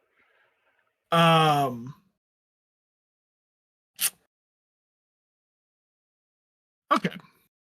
With an extreme success, what you gather is this. Certain religions have or put a lot of stress on the number 13. You know that Stronos and 12 others were present at the time of the storm. 12 of them died. Stronos survived. But 12 of them also became twisted in a way. And Stronos was left also changed. there have been allusions to iconography that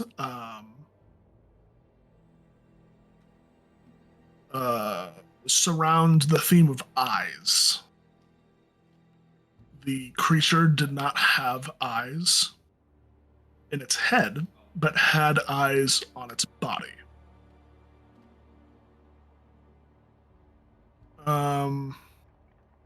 How well versed is Jimmy in just mythos in general? None. I mean, I kind of took the 10 that I got from the incident as like latent memories of some of the stuff that had happened before. So like, Right. it's not that he's studied it; it's just that he's had a connection to it before, and was kind of hoping to connect to whatever that experience was to try to, like, I don't know, put up a psychic antenna to figure out what's going on. Gotcha.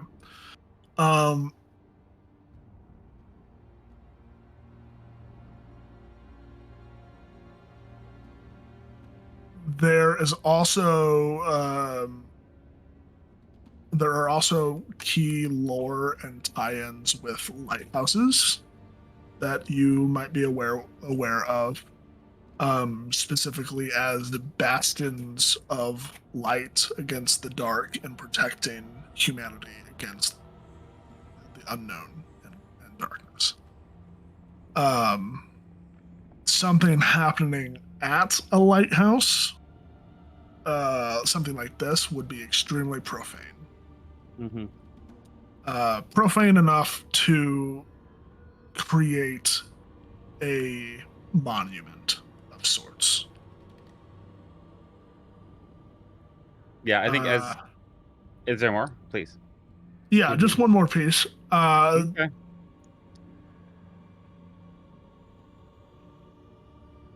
You don't remember much from your incident, but you do remember certain things. One of them being your dream, and the other being specific words that you physically cannot utter, and when you think about them, you cannot comprehend what they mean.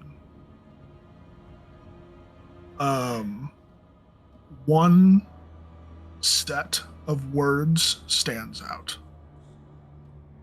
In this instant, you don't know why, but you truly concentrating on this moment and what's happened just randomly brings it to mind. And those like words, an earworm just stuck in the head. Exactly. Yeah. And those words are Yog Sothoth.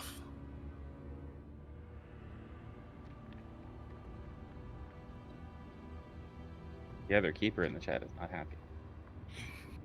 The other keeper in the chat is scared. Yeah, I think as we're standing outside waiting for them, like he's just absentmindedly flicking the Zippo, like lost in thought. MK, if you were to talk to him, like he'd be zoned out, like just completely dissociated in the moment. And I think like right before they come in, he'd be like, "We're gonna have to go to the lighthouse, and they're not gonna have good news about this guy." I don't like that prediction. I would like you to be wrong here. I don't think that you are, but I would still like you to be wrong. Yeah, me too. So at this point, you all reconvene. Piff and Millie, do you relay the information that you found? Sure.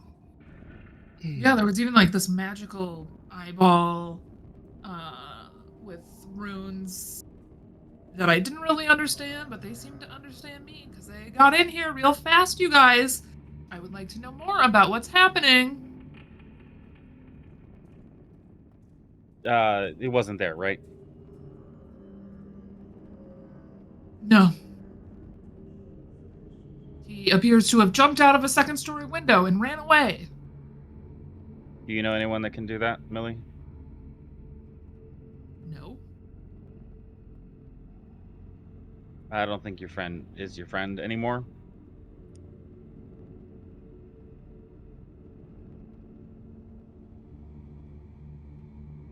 Well, I think we'd best tell Amelia. And a small tear will just kind of like start to trickle out of her eye. It's become really heavy. Real heavy. The house is blown up. One of my 3 friends is a monster.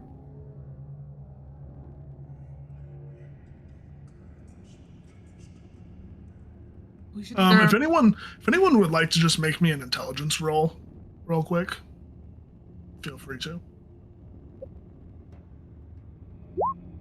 Intelligence? Success. 45 under 65. Good, thank you. I didn't want to try with my 25. This fits for Jimmy. Can I spend luck to make that a success? Or, you know what? No, I'm fine. Mainly because it's 69 and I'm a child. So I'm Nice. gonna keep it. It's nice. Jimmy, the parting words of Conductor Nielsen specifically said, make sure as few people as possible learn about the events. And when Millie says we should probably tell Amelia about what happened, that's what pops into your head. I hear what you're saying. However, Millie was there, and we don't know what's going on. So, here's what I'm going to do. I'm going to make a luck roll. If I make this, I will say something. If I don't make this, we're going to see Amelia. Good. Yeah, I don't think we're supposed to, I think, well, Millie, don't you think Amelia's, I mean, you know Amelia too, right? One who sent the distress call to bring police out there and the bodies back. Right. But you personally know Amelia, right? Yeah. You sure you want to put this in her memory for the rest of her life?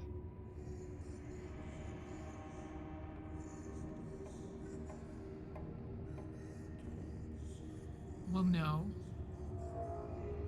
But she was the only one now that was there. Are we supposed to just go into the lighthouse and poke and prod and hope nothing else comes out to grab us? I mean, yeah. With no help. Just us. What do you think the police are going to do?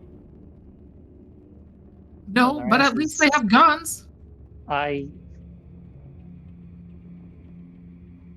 will simply say, in my experience, that the only time that the cops really seem to shoot what they're aiming at or hit what they're aiming at is when the thing that they're aiming at is running away or not moving at all. So probably less helpful than you might think that they would be. Also consider the man can jump out a second-story window and walk away.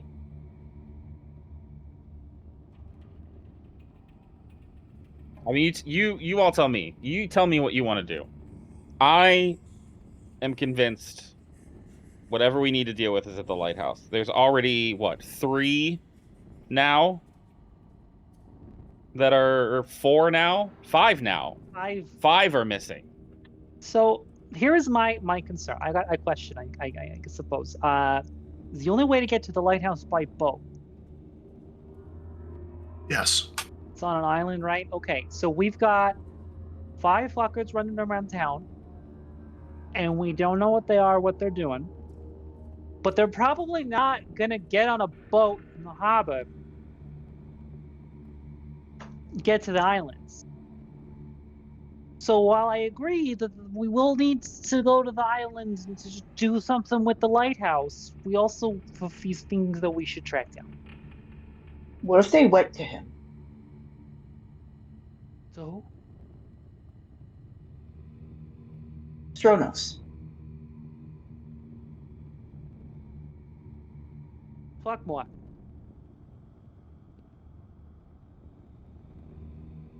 In the idea that I am currently working on, with what Millie told me of glass both outside the window and inside the window, Aw. and the fact that this man could jump out a second-story building unscathed, and there's a depression in the ground, and the fact that nobody in town seems to be freaking out. Either he's collected them, or they're going to him. And I think he's already at the lighthouse. Yeah, because if he and the others were still here, the town would be freaking out. You got a point there. That's a good point. That is, in fact, a good point. I hate to give that to you. So we should probably I Think was- go we to the. can walk under the water? I think we should probably go to the harbor and see if there's a boat missing. I mean, I don't know how good of a look you got at them. I don't know that they're gonna need a boat to get there. One literally threw up seawater all over my face. And the sediment gross. that's at the bottom Why of would the you ocean. share that in polite company? Jimmy's I laughing thought in character everyone right now, could too. smell it, honestly, and by the look of my face, I thought a lot of things were implied before this moment. Oh, we're so fucked. I don't really like the idea. I mean, I mean, I've waited. You've waited in a lake, right? It's very slow. It's very slow. Water is very. It's what is the word? It's weighty. So let's just. We're gonna need a boat to get to the lighthouse, anyways. Let's just go to the harbor, and let's see if there's a boat missing.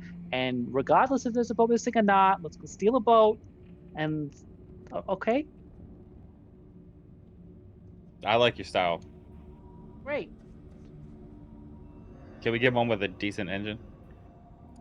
I don't know shit about boats, man. I don't know what you want from me. Okay. Is the plan to go to the docks and then find a boat to go to Bulk Island? I guess. Yeah. Yeah. This is the point in the game where the random text box pops up and says, if you have any unfinished business, take care of it now. So I'll be Wait a fine. minute. I'll be fine. Wait a minute. We don't have to tell her about what happened. We don't have to tell Amelia about what happened. But we can ask her about the situation. You're not wrong. We can ask her what happened. Jimmy pulls out his wallet and looks in it, sees a $5 bill in there, and pulls it out and says, "I'll bet you $5 Amelia's not even there." Fair. Hate that. How are you Uh, right all the goddamn time? That must be so ha- annoying. Hand my money to MK to hold and shake. You should not have done that, but okay. Listen, I know. I trust your organization with money more than most. I'm going to tell you out of character that you were never seen that $5 bill again. I figured. Okay, great. Out of character, I knew that. okay, so are we going to see Amelia then? Yes. Sure. Wonderful. Wait. So one of you need to procure a boat. My money's safe. I'll get the boat. So this is when I remind everyone here that Amelia is the replacement lightkeeper.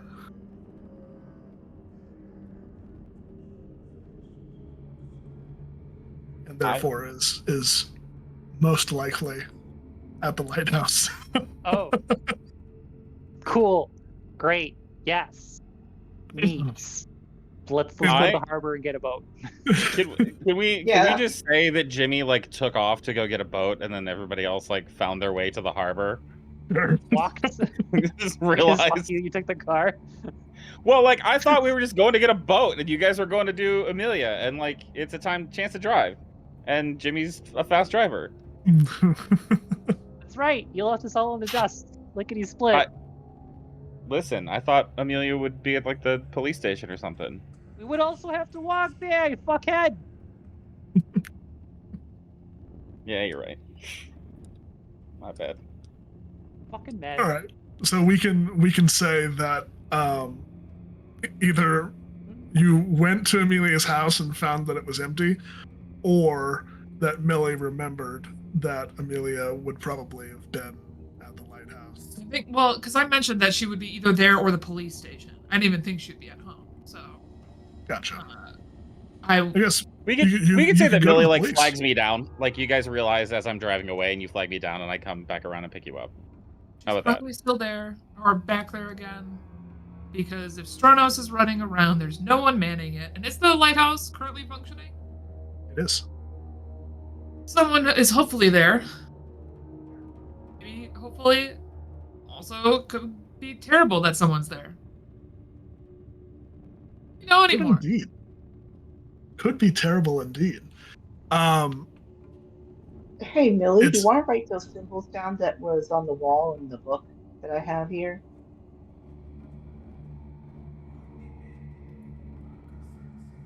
Millie.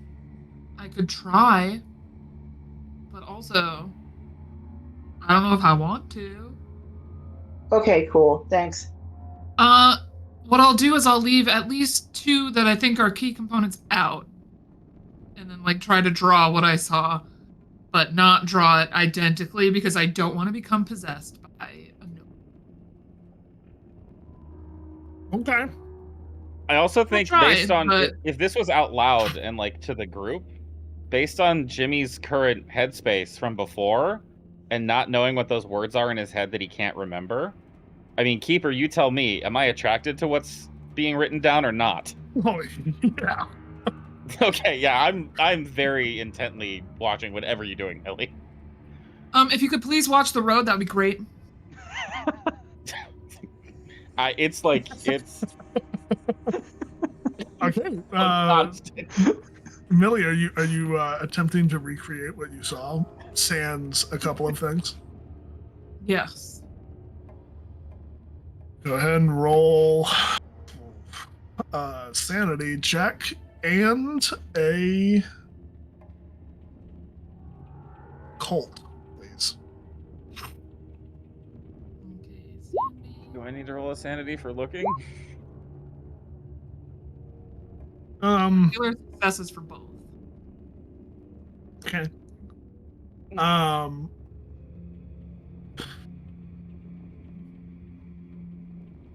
Roll me another sanity check, please. Another one? Yes, please. Oh boy. Oh, Can I use luck to have that be a success? I would advise it Okay. because the first How do I one do was, that? I don't know this mechanic. So you'll edit your luck down by 20. Okay. Because That the just rolled first- by accident. Sorry, ignore that. You're fine. The first one was to Interesting roll. recall and begin. The second sanity check was to stop. Cool. So yes, Why'd you you were stop? able, Why'd you stop writing? Why'd you stop? Why'd you stop writing? Because it was trying to possess me, the thing I said I didn't want to have happen again. Yeah, but I What really happened? want to know what that says. Well, tough cookies. And Millie will snap the book shut. Pass it Jimmy back to Piff. considers- Jimmy I'm not even considers opening it. stopping the car. Like you feel the car slow down for a little bit, like he's thinking about stopping it, but then he matches speed again. Yes, so you have it inscribed for the most part. There are a few key components left out. Getting to the docks is very simple, straightforward. Securing a boat is also pretty straightforward. Millie, being friends with the lighthouse keepers, it's not too uncommon for you to have gone and visited one of them on the island. So you know how to get a boat. It's a dinghy. It's not anything special. It does have a motor, so you don't have to row or anything like that.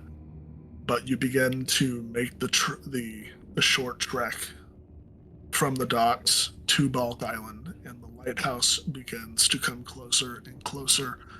And off in the distance, you hear the crackle of thunder as a storm begins to brew. And that's where we're going to take our second break of the night. We will be back for the thrilling conclusion of this story.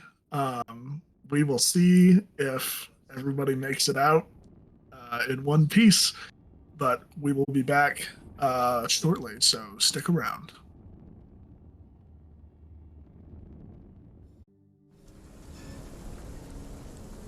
Welcome back to the final chapter of this game.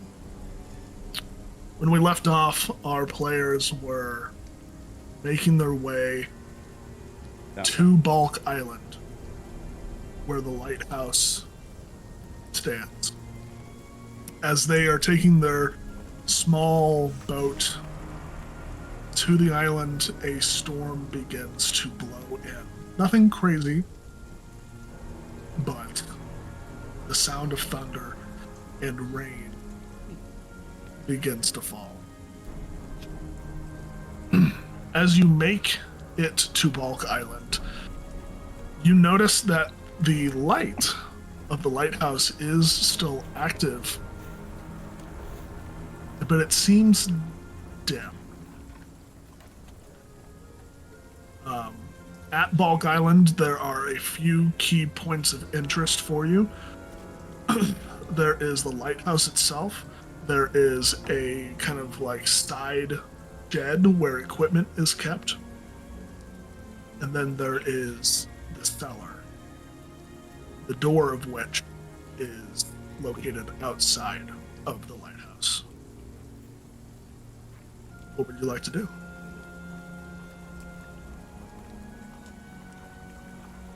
Well, let's get to the house first. See if we can find Amelia. Yeah, Amelia, this is your turf. Yeah.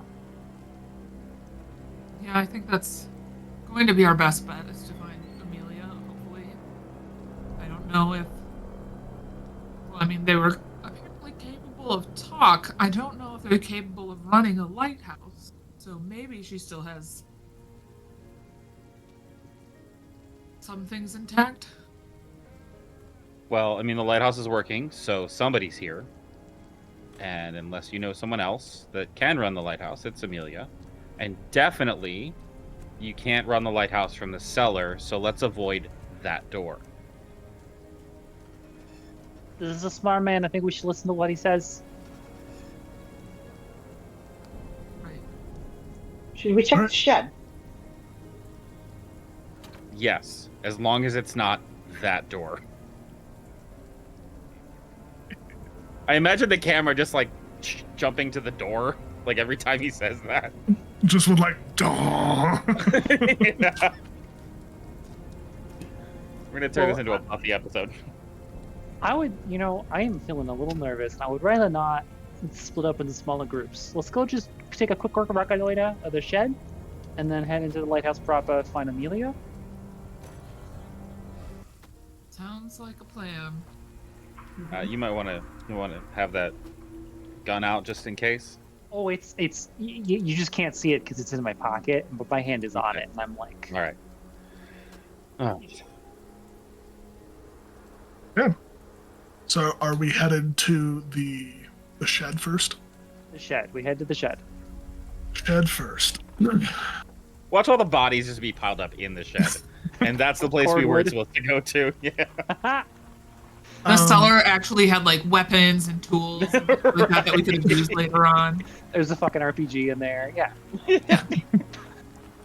You make your way to the shed. The door is closed. It's about a 20-foot by 30-foot shed, relatively small outbuilding. And you go up to it and open the door. Look inside. It's dark, but if you have a lighter or Electric torch torch or something, open up. The shed seems to be normal. You can see a number of farming implements in there, as well as some machinery for repairing the lighthouse and the actual beacon, as well as just an assortment of gear. If everyone would like to make a spot hidden roll to see what they can find.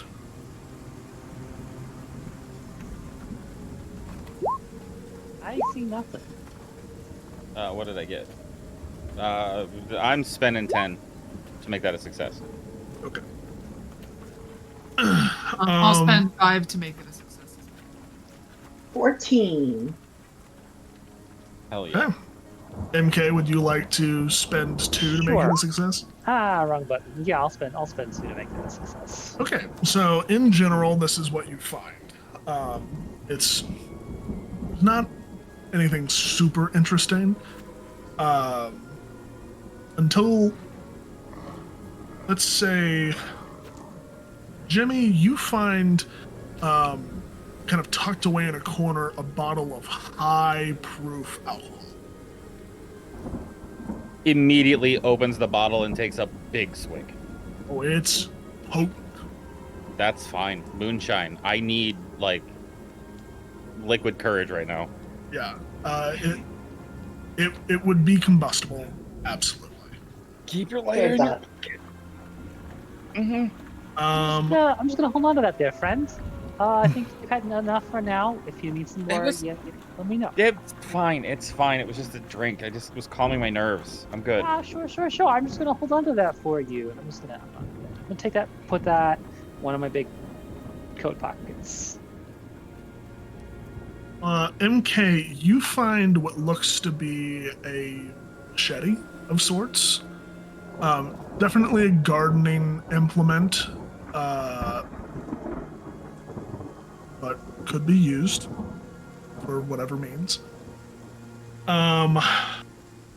Millie, did you spend the 5 to get down to 45? Okay.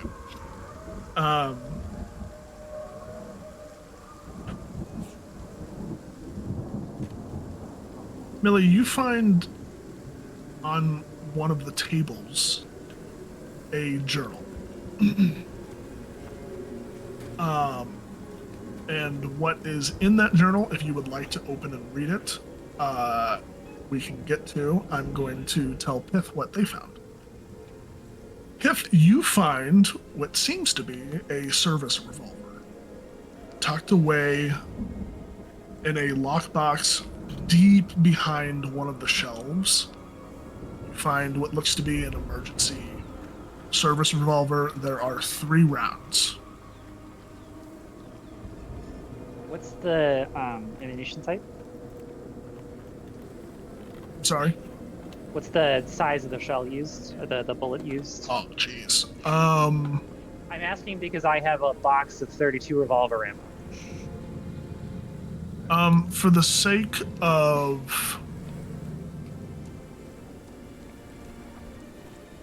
of this being a kind of a special item, we're gonna call it like heavy rounds. So like Sure.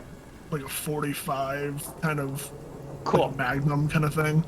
Cool. I don't know if that does extra damage if there's yada yada. Hey, okay, how good are you with the gun? You know, I do all right. I do all right. You don't? No. Great. I'll hold on to that. They don't teach folks good firearm safety. She says as she takes her fully loaded gun and drops it in her pocket, free of her hand to take the new gun. Do you want Millie's book as well, since you're collecting donations? What the fuck am I gonna do with a book? Hit somebody with it? What the fuck are you gonna do with a bottle of liquor? Light that shit on fire. Or drink it. Or both. No, books are for nerds. Millie, Millie? are you going to be reading the book?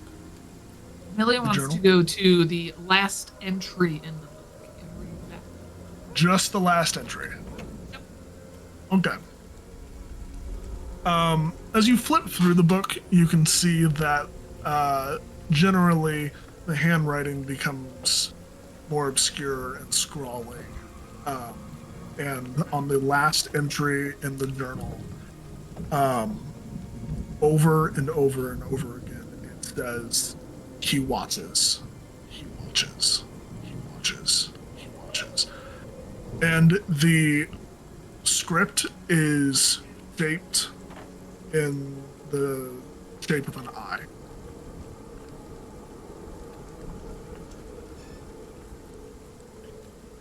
Some more eye symbology and the words "he watches" written over and over and over again. Does that check in with anyone here? It might. As I was waiting for you at the hospital, look, we can all just agree that there's some weird shit going on. Mhm. I had a little bit of a memory, I guess, or a vision when we were there, as I was trying to think of things, and I know that that eye is significant. I'm assuming I can see the page. Yeah. I know that an eye is extremely significant to what's going on, and that's how I knew that your friend had left. Can I take a look and see if anything else jogs my memory? You know, Yes, but I'm gonna slap you in your face if you start to do what I was doing when you start to get a little bit too invested. I'm just preempting that right now. I might put the kibosh on this actually. Why don't we go see how Amelia's doing? We can read books later. Real quick, Jimmy definitely did. MK, did you look at the last journal entry? Books are for nerds. Okay. Jimmy, please make a sanity check. Yeah, because that's getting easier and easier. It's 31 under 27, and we're letting it roll. Wonderful. Let me just see what this is gonna do.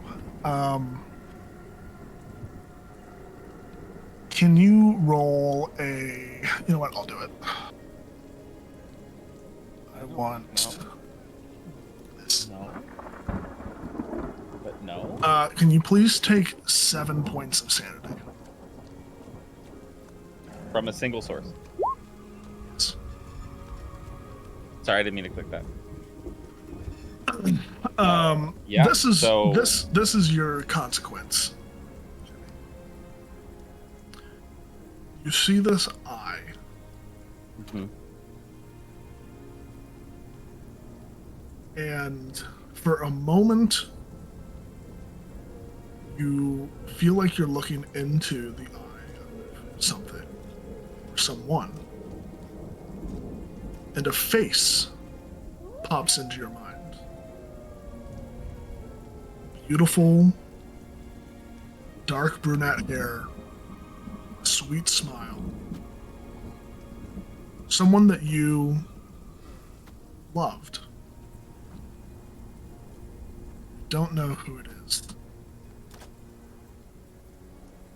That piece of information just it's not there.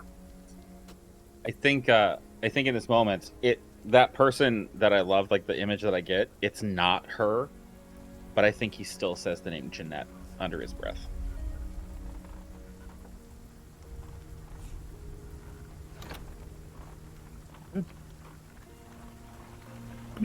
No additional consequences.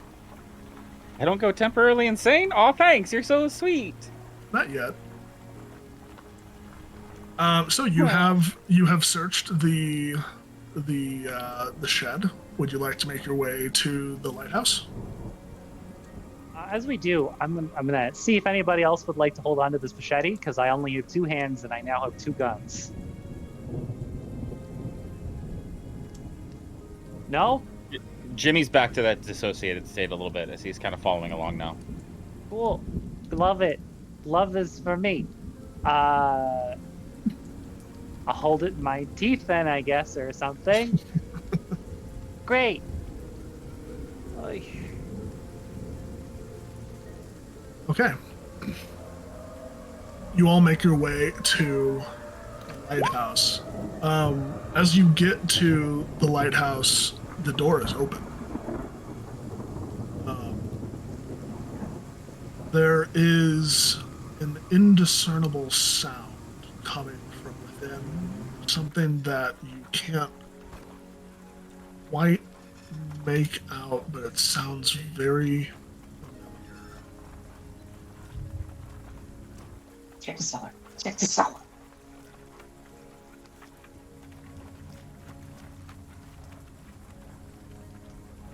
Would you like to go into the lighthouse? Yes, let's go into the lighthouse. Okay. You go into the lighthouse, and it's in disarray. There are broken pieces of furniture, there are shattered glasses, there's tears in the wall, there's all sorts of chaos. There's no one in the main room. There is a staircase that leads up to the upper portion of the lighthouse, but all you can hear is this kind of rhythmic thumping noise. Which direction? Coming from below.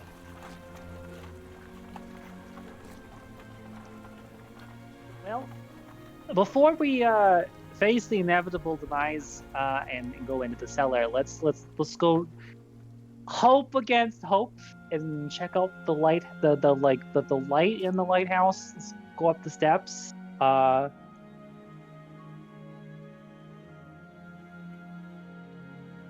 Okay, you climb the steps. Seems to be relatively normal. If you want, you can make me a spot hidden check to see if there's anything abnormal about this area. Sure. Yeah, sure. Nope. Nice. Good job, the 2 of you. Okay. Millie and Piff. There's nothing that immediately jumps out at you in the upper reaches of the lighthouse. It feels abnormally cold up here, where you would expect it to feel a little warmer. And that sound that you've been hearing, you can make out what it is. It's a heartbeat. And it seems to be growing fainter as you go higher up. Piff, with a critical success, you notice that there is a half-eaten plate of food set on a small, coffee table in the higher kind of foyer area, antechamber area that leads up to the actual light. The food does not look rotted or spoiled or anything, so you can kind of tell that it's been there for maybe a few hours to a couple of days. I'm going to stop everybody and just put a finger to my lips and point at the food.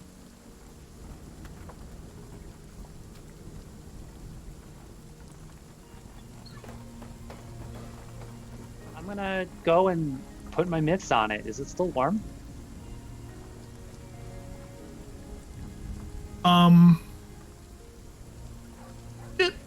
is still warm. But as you put your hand down to feel it, you can kind of feel it pulse a little. The food. In time with the sound from below. And I need you to make a sanity check, please. Great. Yep. Saw that coming. No. Nope. I'm just failing that. We'll go ahead and have you take 2 points of sanity, please. Okay.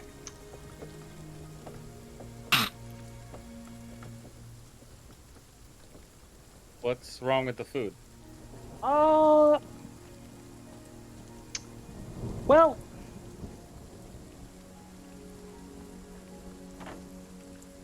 it just doesn't smell very good. It just doesn't smell very good. I don't like it. That's you reacted far stronger than that, and I'm gonna go put my hand in the food too. No. Shit. You notice the same thing. Please make a sanity roll. Failure, 43 over 20. Wonderful. I'll have you roll the same thing. Let's see if you can roll 4. 4, same. Just down, baby. Just a d6 plus 1, so no worries. Anyone else want to touch the food? No. Yeah, no. He pulls his hand back immediately, like it's pulsing. Yeah. Yuck. Yeah, it's not great. Like I said, doesn't smell good. I was kind of hungry. I'm no longer very hungry. I think there's a heart in the lighthouse. Yeah. What? Yeah, I think it's in the basement. Yeah, that seems right. Like the lighthouse is a being, a creature, a person. I think whatever happened here made something terrible. Okay. So the lighthouse is alive or some shit? I think it's a beacon, and not for ships, not for safety anymore. Okay.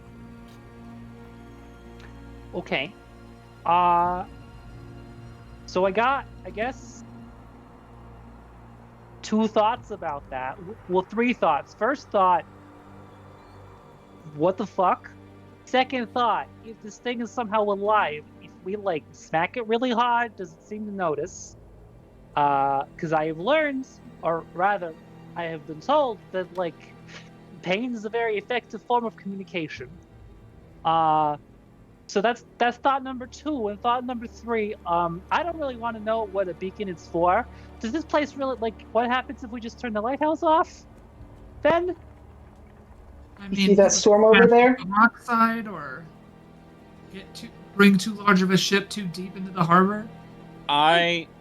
Here, like above the table, I was considering, because my sanity's so low, wanting to turn the lighthouse off to make a ship crash into this island. And then you just said, what if we turn the lighthouse off? Jimmy's starting to go upstairs. Nope. Jimmy just starts walking. Hey, hand me the alcohol. I'm gonna have to You have deal a with more letter. dead bodies. You want what are you gonna do with the alcohol? I'm putting it in the cistern. Oh, solid. Yeah, here you go. Okay. Hey, Jimmy. I'm so dead. Jimmy, there are forces acting against you here. How compulsory are you right now? I'm at 16 sanity. I feel like I need to turn this lighthouse off no matter what it takes. Okay. I'm not fighting you. If you're gonna do that, I'm gonna just go douse the heart. Yeah, I mean, I'm just trying to turn the light out. That's all I'm trying to do. I will say this. If no one is going to contest Jimmy, then I don't know. Would this be an operate heavy machinery roll for you, Jimmy? I mean, it could. I could get a chance to use my 70 in mechanical repair, though, if you want. Yeah, I feel like this is more mechanical disrepair, though. But if I know how to repair it, I know how to disrepair it. You know what? That is fair. That is fair. And I, as the keeper, am not going to prevent you from making a bad decision. Okay. Is it a firelit lighthouse or is it an electrical lighthouse? Because I mean, at this point in time, like date, it should be electric, right? It is an electric lighthouse. Yes. Wonderful. How about electric repair? That's only 40. Perfect. So let's do that. Why are you not working? Oh, I have it on edit mode. The suspense. Oof. 57 over 40. I'm just staring at this thing, like hitting it with the switchblade that isn't open yet, trying to break the glass. I will remind you. I will remind you, because I am an agent of chaos, that you have luck and you have a plus 20, minus 20 on your roll if you'd like to use it. Okay, so here's the thing. I'm playing the sanity. I don't want to be the player of chaos. Fair. It's an RP choice. It's not just to like throw caution to the wind as a player choice. Okay. Fine. I'd like to remind you that you don't have the ability to adjust my roll that way. So, Fine.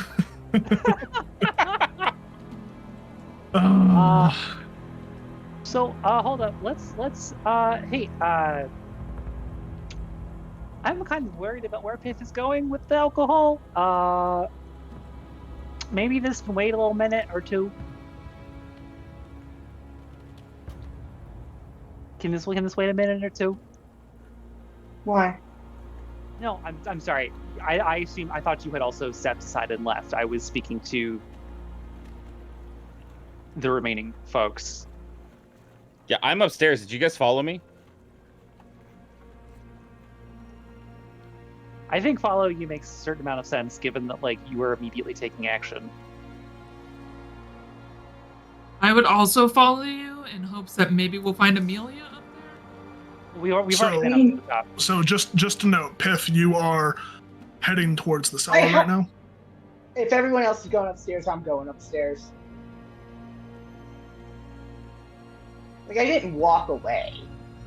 Okay. I misunderstood. My bad. Yeah. I just have a plan. Yeah. 16 sanity walked away and is just pounding on the glass.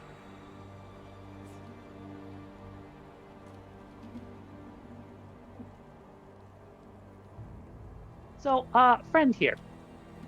I'm gonna try to like gently like touch the wrist of the arm that is banging without like grabbing and applying a lot of force. Just like trying to gently be like, "Hey, I feel like maybe we should talk about this a little bit more.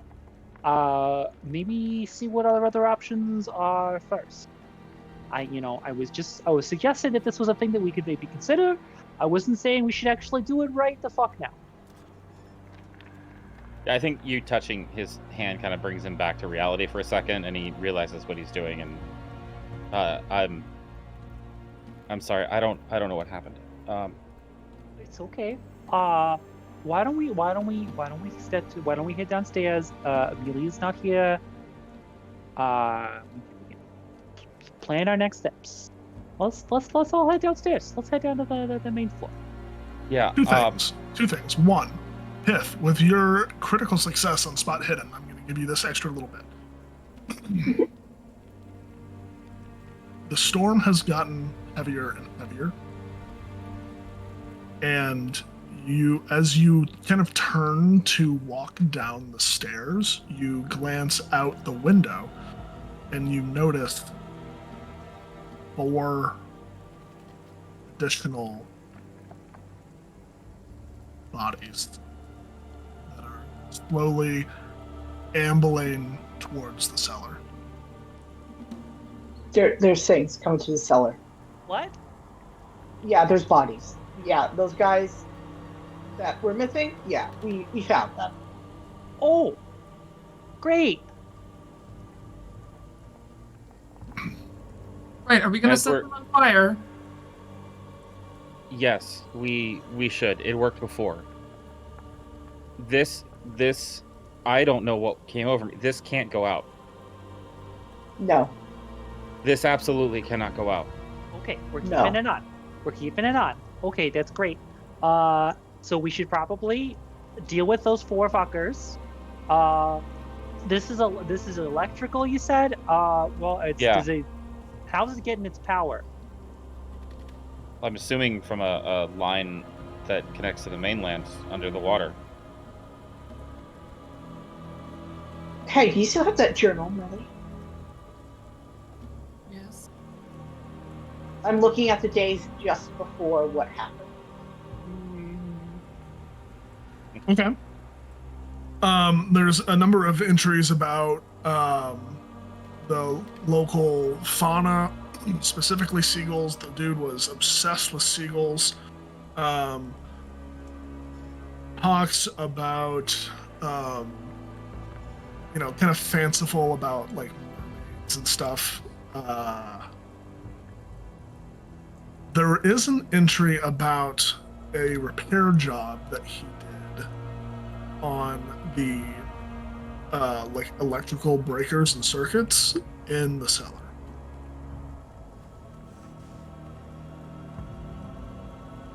We need to go fix it. He fucked with the light. Oh. Okay. Well, looks like all roads lead to down. As we are about to probably engage in some very unpleasant violence, I ask again, do any of you want to hold on to this machete? I mean, fine, I'll take it. Thank you. Hey, Ty, To the was there, cellar? by chance, a flare gun around on either on the boat when we were coming in, or because I remember Amelia using a flare gun. I'm wondering if there's still that same gun here, if there's any type of distress beacon Sure. be able to procure. Do you want to make a spot hidden for me? Sure. I can do that. Success. You absolutely are able to find and secure a flare gun that is kind of under some like loose papers that is basically right next to the food. I will grab that. Very good. Great. Let's head downstairs and deal with these 4 whatever they are. All right. Let's go to the cellar. This looks chill. So that too, but like I would rather not have those 4 behind us as we're dealing with whatever the fuck is in the cellar. Yep. So let's skedaddle. Let's go. I begin descending the lighthouse. Guns out. Is there anything we can put in front of the front door to the lighthouse so that like the only way that they could come into the cellar is from the outside door? Or do we have to go outside to go into the cellar? That seems to be the only way into the cellar. So where are the 4 things on our way to the cellar? Or did they already crawl in? It was They- spotted outside. They were moving towards it while you guys were discussing upstairs. So then I guess I'm looking for where they are. You don't see them. Okay.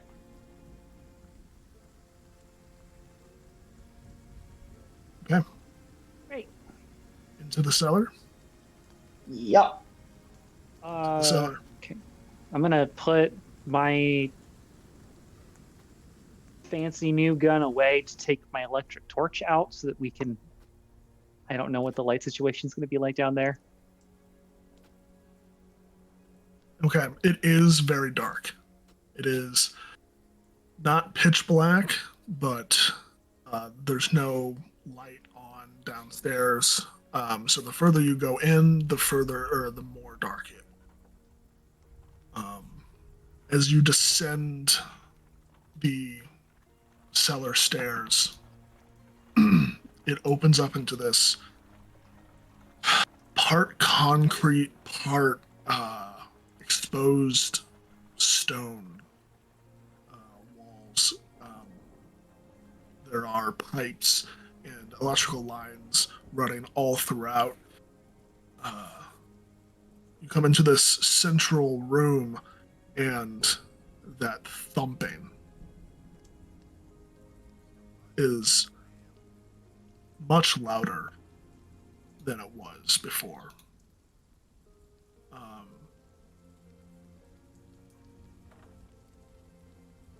There is a path leading off to your right and a path leading off to your left.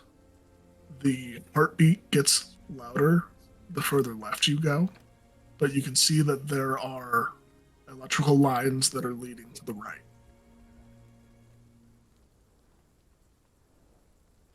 Jimmy, Millie,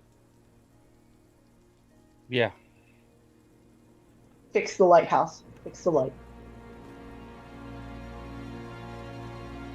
I'll take a look at the electric situation and see if I can figure out what's wrong with it.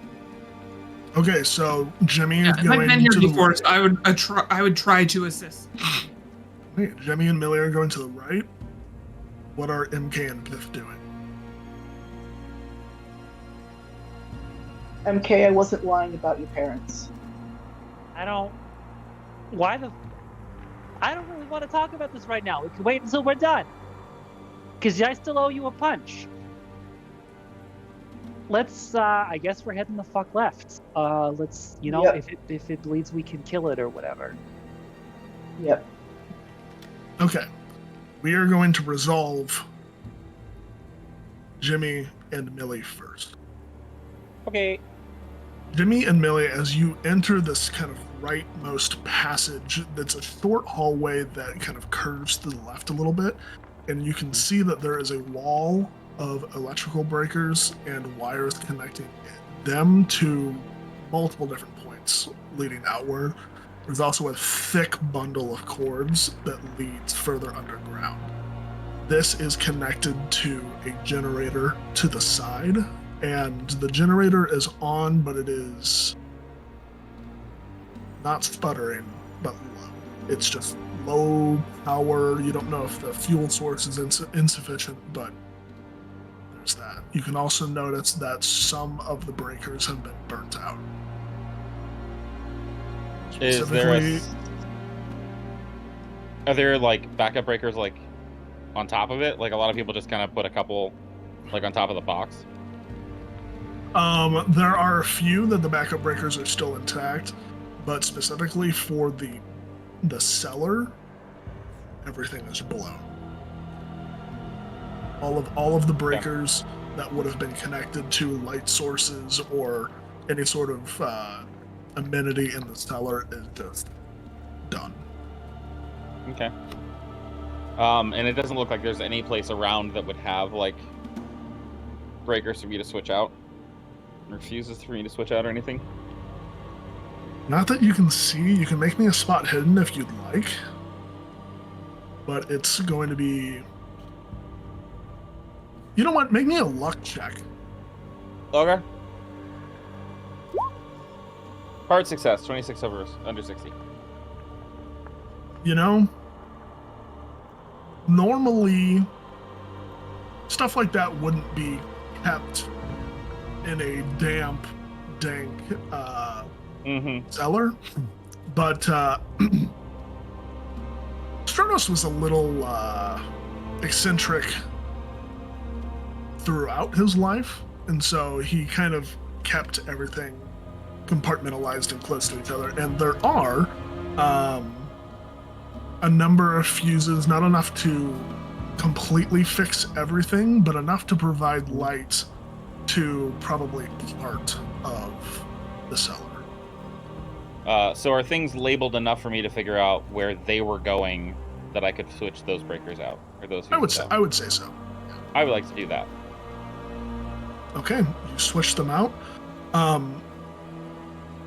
You can kind of hear the thrumming of electricity go through it, and so you know that it's active. You don't know how efficient it is being currently, Sure. but you know that there's going to be at least some light. There's also the problem of the generator, which sounds like it's probably on its last legs. Any ideas, Millie?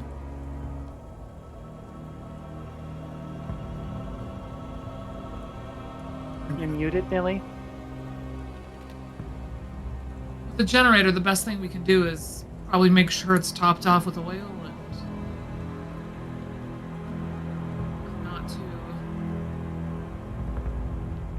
I don't know if filters were used at this point in time in history to keep the generator clean, but I don't know either. make sure it's as okay as it can be for the next. I mean, 10 If they minutes. were, they weren't. Yes. I mean, this is the time of leaded gas. Probably not. Yeah. I will happily search around for some oil so that way we can top off the generator while we're over here. Did I see like a gas can or anything in the basement or in the shed?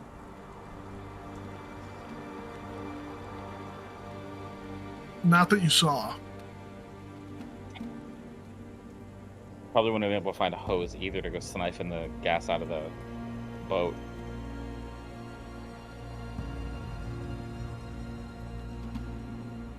Yeah, that generator's gonna go, and I don't know how to put fuel in it, so. I know what it is. Above table, I know what it is. We don't. Yeah, no. It's the alcohol. Unfortunately, you I decided to go left. And I'm not there, and I can don't know tr- that it's alcohol. I could probably say that I can retcon that. Darn. This time. Darn. Plus, I'm pretty sure MK has the alcohol. No, I Yep, gave it. I took gave it it from me. I gave it to Pith. Ah. Yeah, we do not. Well, Don't worry, this isn't as high stakes as you might think. But I give the generator a good solid kick. As was. roll brawl, please. No. Yeah. Actually, and Jimmy's like, yeah, that'll probably work, because he's definitely kicked an engine back to life a couple times. Okay. I succeeded! Yeah. I don't think this is the one you wanted to succeed. It stutters for a second, and then it kind of kicks in a little bit. It's a Band-Aid. Who knows how long it will last. The power flickers a bit, and you see some sparks cracking from the breakers that are currently all messed up. But you can tell that the energy has kicked in at least a little more. Welcome for these big brain moves. Jimmy's just like smiling and approval, like nodding with approval at you. Yeah. Okay, so that was two things that you both did. Is there anything else you'd like to do over here before you join the others? Jimmy's at a loss. Like Jimmy's like numb to the world right now. Yeah, no, I got nothing. Okay. We are going to call that 2 rounds, and we are going to go over to our friends on the left side. You go down this left corridor that goes downstairs, and you feel this cold wash over you, almost like you're going into like an open pool room. There's some sort of water source down here.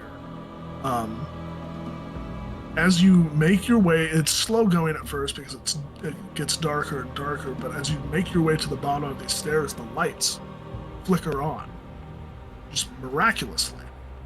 And you can see in front of you a heavy set of steel doors.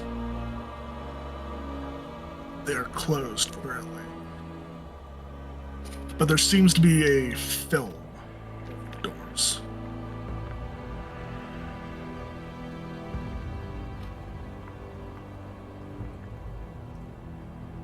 So, MK is gonna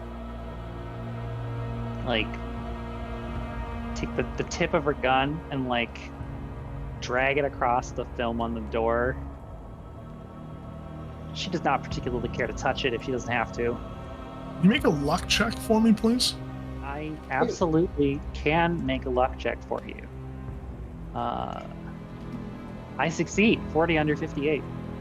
You notice as you are touching the metal gun to this film that some sort of reaction begins to take place, and the metal begins to corrode a little bit, and you are able to kind of wipe it off very quickly and throw away the rag. So it doesn't affect your gun, but you now know that there is some sort of corrosive material on this door. Hey. I look at the alcohol. Yeah, that sounds like a great idea. Let's see. What have I got here? You know what? I probably don't need both socks.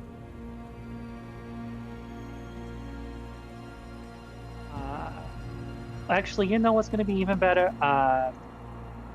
So she's going to fish out her blackjack, which obviously is, it's a weight in a fabric casing.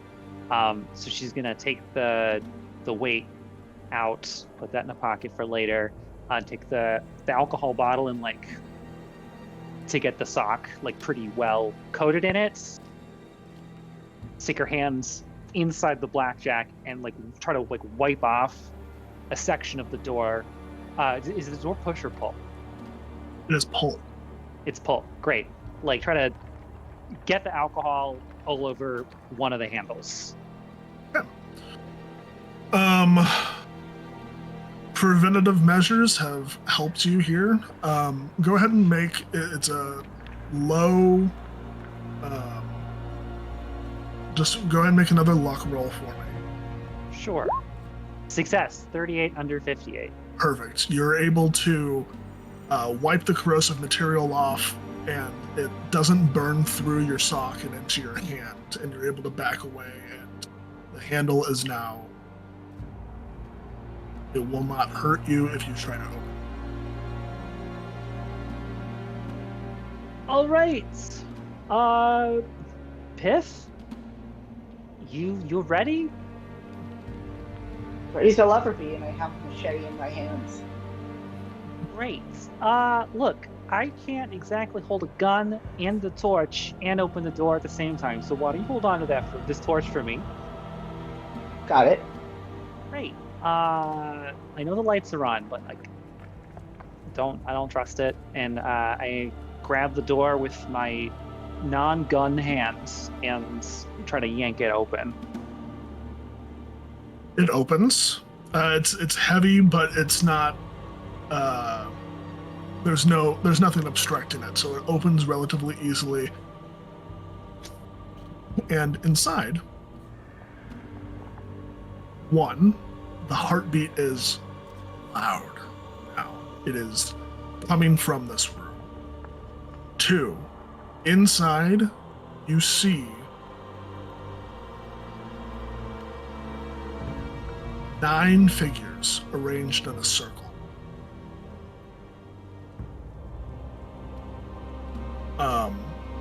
One of those figures, actually, neither of you would recognize them, so I will not say that. MK, however, you do recognize that 2 figures standing kind of with their faces to you at the far end of the circle are your parents.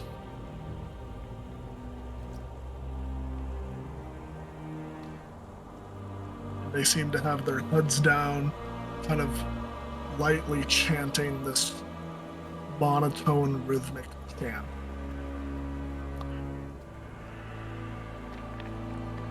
And in the middle of this room, glowing and center the circle, you see a bulbous, veiny, tentacled eye. A traumatic, dark pupil and decaying flesh for an iris and the white. And it spreads and crawls its tendrils across the room, and it has wrapped part of itself around each of these 9 people.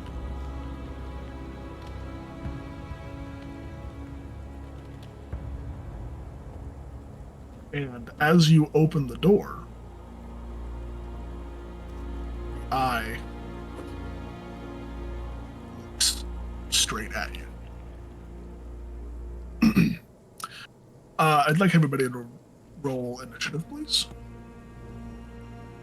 And for the purposes, we'll have Jimmy and Millie sit 1 round out as they are rushing over.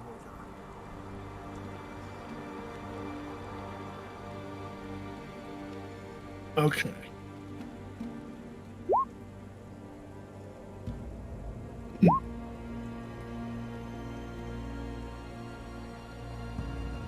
So I'm going to have an initiative for the eye and an initiative for the rest of them. The rest of them are low. The eye is high. The eye will go first. As you open this door and the eye sees you, feel this presence come over you.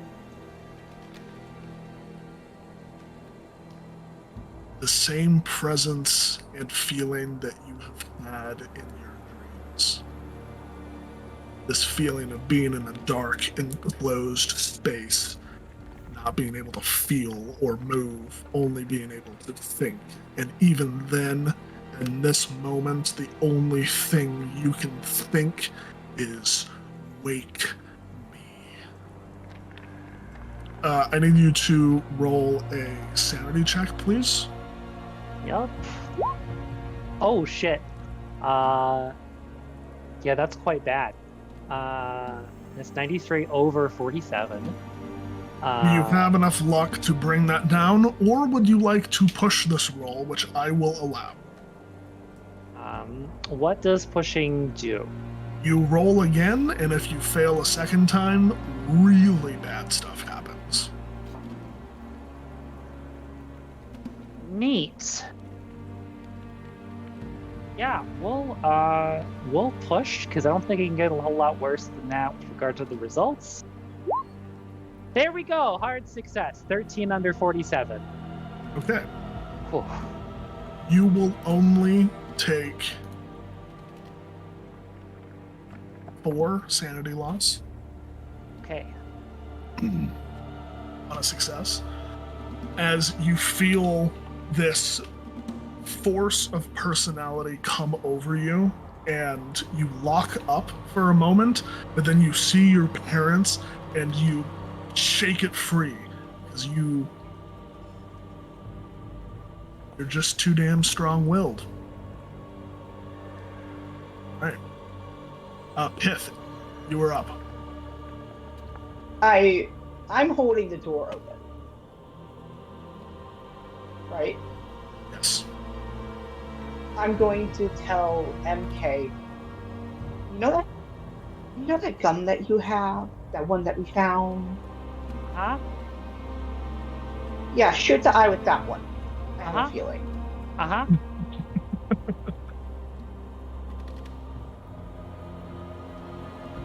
As soon as I get my turn, boss. Yep. I have the machete in my hands. And I'm like holding the door open with my foot. It's fine. You don't need to hold the door open. It will stay open. Okay, I have the machete and I'm shining a light on these figures. Okay. The from the torch that you're holding? Yes. Okay. Also in the eye, just in a general direction. I will note that there is a level of dim light in here, because of the generator kicking back on, and it does seem to have affected this group at least a little bit. They seem to be kind of like flinching away from it. If you want to approach them and wave the torch in their faces, from where you are right now, it doesn't seem like it's going to do much. But if you wanted to get closer and kind of wave it all up in their business, then that would be something you could You know what? Fuck it. I'm going to get just a tiny bit closer and see what happens. You see that some of them that are facing you are starting to shrink away a little bit. They're still chanting this monotone incantation, but for the moment, they're not progressing with it because of your interference.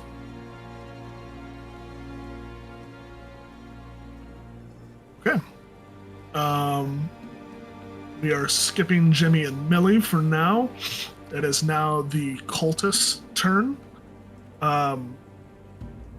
The two that MK reacted to, which you would also know is MK's parents, they look up and they are just snowblind. Their eyes are still there, but they're just pure white. And they look up at MK and say, "Daughter, join us. Join."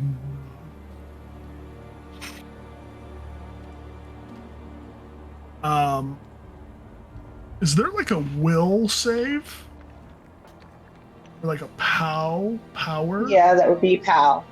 Ow. Okay. Let's go with a power roll, please. Alrighty. Hard success, 14 under 60. Wonderful. You have this feeling of control that begins to overtake you, to make you feel the need, the desire to join in on this ritual. And once again, you're able to shrug it off. That being said, as that fails, two of the other cultists are going to rush out and attempt to grab Pith. Pith, can you please make a dodge for me? I'm going to spend 2 luck. Okay. So I will need an extreme success on this. I don't know what an extreme success is for the number wise. Okay. So one of them rolled a 41 and the other one rolled a 14. So that is going to be an extreme success for one of them. So one of them comes up and grabs you and is now holding you and begins to drag you towards the circle. They can't get you into it right now, but they are moving you towards it. Wonder, can I still flash that flashlight in their eyes? You can on your turn. If you would have used Brawl instead of Dodge, then, which I guess I should have given you the option, but moving forward, yes, you can on your turn. Cool, thank you. Okay, back to the top, the eye. Do I get a turn? Eye. Oh, I'm sorry. No, she did not. Yes. Sorry, you were lower in initiative than Jimmy and Billy. So yes, MK, you do get a turn. Great, thank you. Yeah, I'm gonna take that service revolver we found in the shed, and I'm going to shoot the big eye in the middle of the room. Okay. Is this Brawl or is it a Handgun, probably. Firearms. Fire. Handgun. Go ahead and make a firearms roll.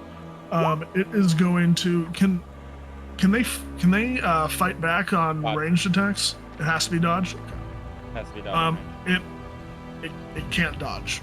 So I that have is I have a success, 31 under 60. Perfect. Go ahead and roll your firearm damage. Right.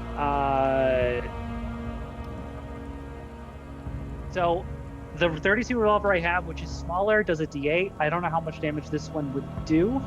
We'll say a D12. D12, great. I'm just gonna roll a D12. 11. Hey. All right. Yeah, the round goes. It misses the pupil, but it fires into one of the just the exterior part, the decaying part, and blows a big chunk out of it, and it squirms, and you feel the heartbeat getting faster and faster. Okay, that's your turn. It's the eye's turn now, and the eye is going to swivel towards Pith, and you feel this presence coming on of solidarity and a fervor like you've never felt before. It wants you to be happy, and it wants you to dream with it. It wants you to live. Can you please make a power check for me? Yep, sure can. All right. You are going to take 6 points of sanity loss. Jesus. And what do I want for that? We're going to say that for this fight, it kind of got in your head a little bit.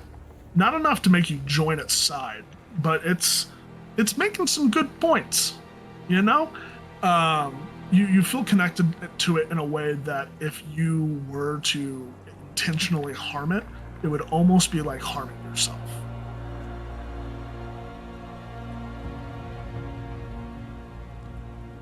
Okay. Pith, you are up. Can I shine a flashlight in these things that have me in their eyes? Yes. Go ahead and if you would make a brawl check for me. Cool, thanks. Good. Oh, fuck me. Let's see.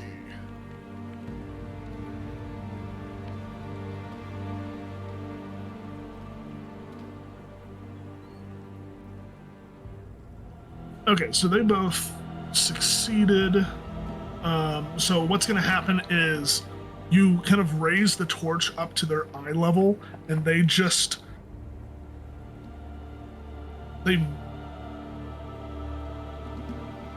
you feel the grip tightening, and still pulling you towards the circle, but you can tell that part of them wants to pull away as much as they can, but there seems to be some other force of will that is commanding them to pull you towards the center.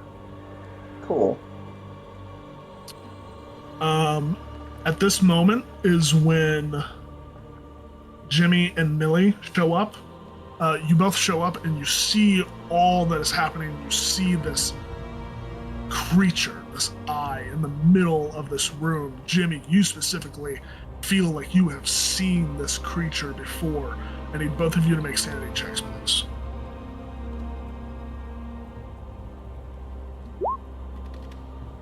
Success. 11 under 16.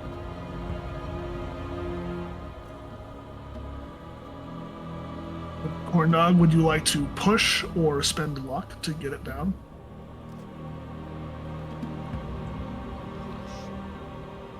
Okay, go ahead and roll one more time. Bastards. Lucky ducks. Hands are hurting. I can't believe Saint succeeded on that roll. Hey chat, I wish I had a +10 to use. No. It's fine. It's fine. Both of you are able to shrug it off. You both do take 2 sanity loss from that.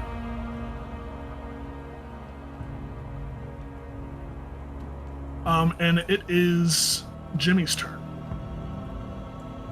Jimmy comes into sight of this thing around the door and looks it dead in the eye, recognizes it, says, nope, fuck this, not doing it.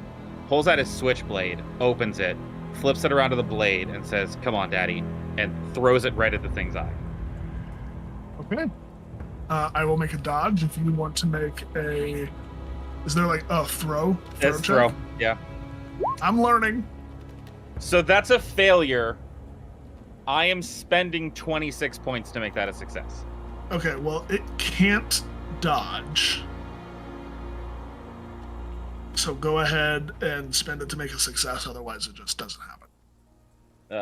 Yeah, hang on. I'm gonna just roll. Well, hang on. 20. I'll figure the math out in a second. I just need to do this. Kind of hard for a giant. It would have been guy. 7. It would have been 7 damage. Yeah. Are you are spending the luck to do it? Yes. Okay. So we are at that amount. Perfect. Yeah, you throw it and it kind of embeds itself in the pupil, and it kind of like twitches and tries to blink, and then you just see the switchblade sink further in and get absorbed by the eye. Thanks, Daddy. It looks dead at you. Millie. Seeing that throwing things is potentially our best bet, I am going to throw the journal I have at it. I don't know. I'm not meant for the streets. I'm meant for a lab. So throw is a thing that we can do. Millie, you specifically, can you please give me a power check before you do this?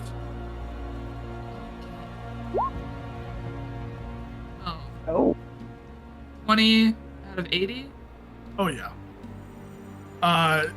The words and the symbols that you saw on the wall flash into your mind for a second, but you're able to compartmentalize and push that out of the way before you throw your journal. So go ahead and give me a throw check.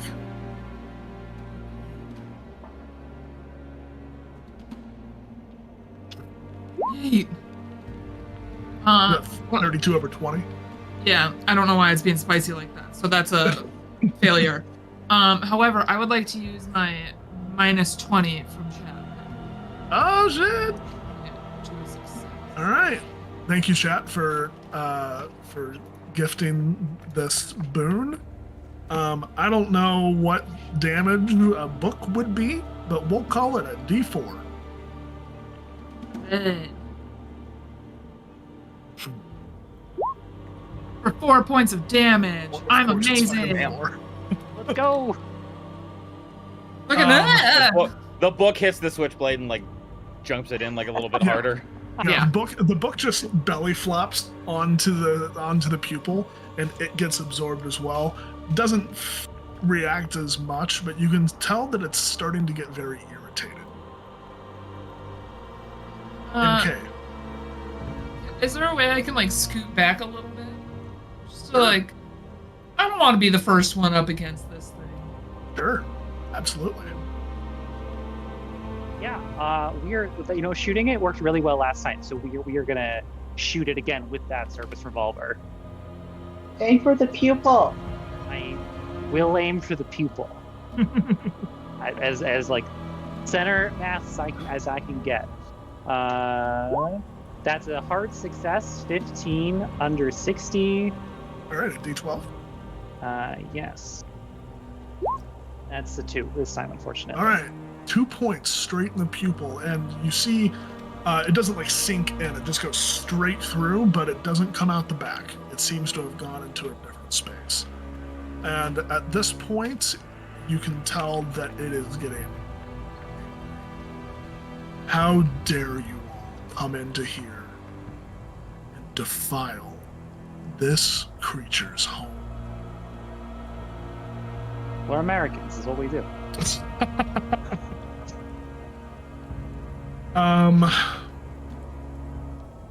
MK, you've been firing guns, Yeah. but your parents continue to look at you, and they plead with you.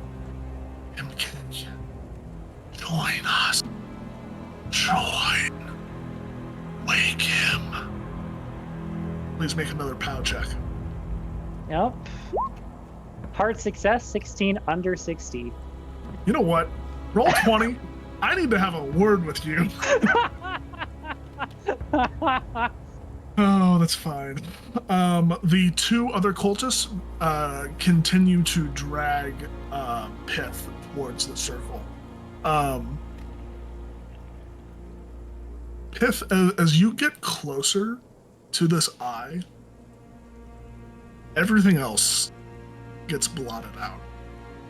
You only can think of this being, this beautiful creature, and before you know what's happening, you feel yourself reaching for your investigative journal and flipping to the page that has the occult writing on it. And you just start to look down at it.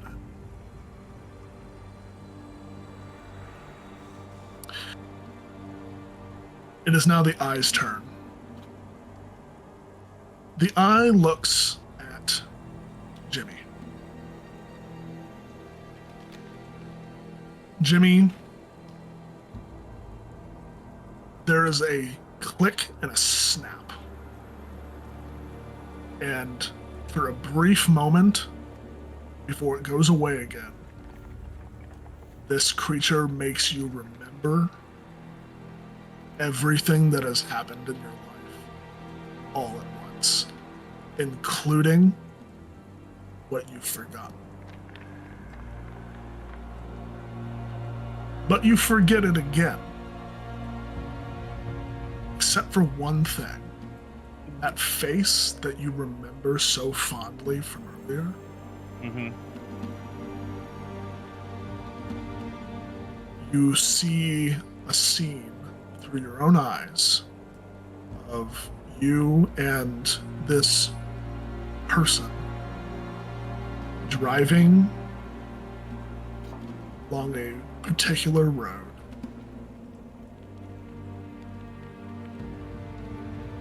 And all of a sudden, another car speeds by. Look, and it's like looking in a reflection.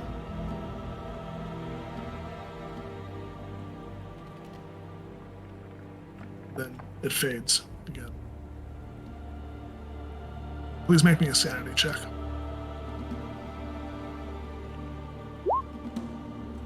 $20 over 14. I'm not spending it. Okay.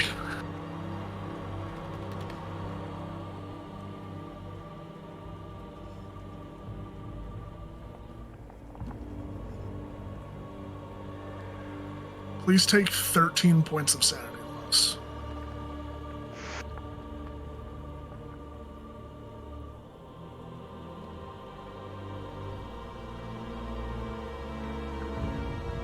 What does that bring you to? Jimmy drops to his knees, dumbfounded and slack-jawed at 1 sanity.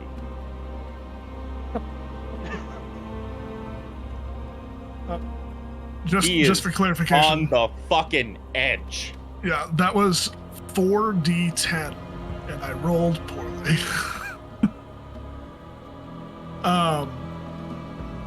I think this memory that triggers, it comes back, and you can remember only that. Then you remember driving a little further and getting to a bridge, seeing this car in front of you, and a man turning around in the back seat to look at you and seeing once again your face. Then that car slamming on its brakes. your car veering off the bridge into the chasm below.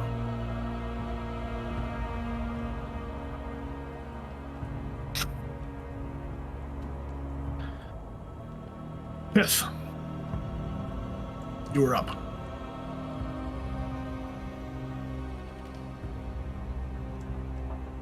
Okay. I have this book out, right? You do.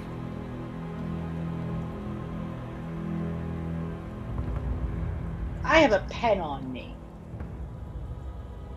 And I don't know the rest. I'm scribbling out whatever I have down written there. Okay. Yeah. Make me a power check.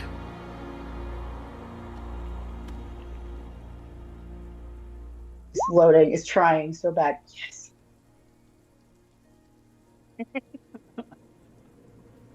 I just want bad things to happen. Yeah, no, you do not know the rest. And it's probably a good thing that you don't know the rest. You're able to scribble out the rest of the incantation, and now this book that was seemingly prepared for whatever means is just a book. And you feel no compulsion towards it anymore.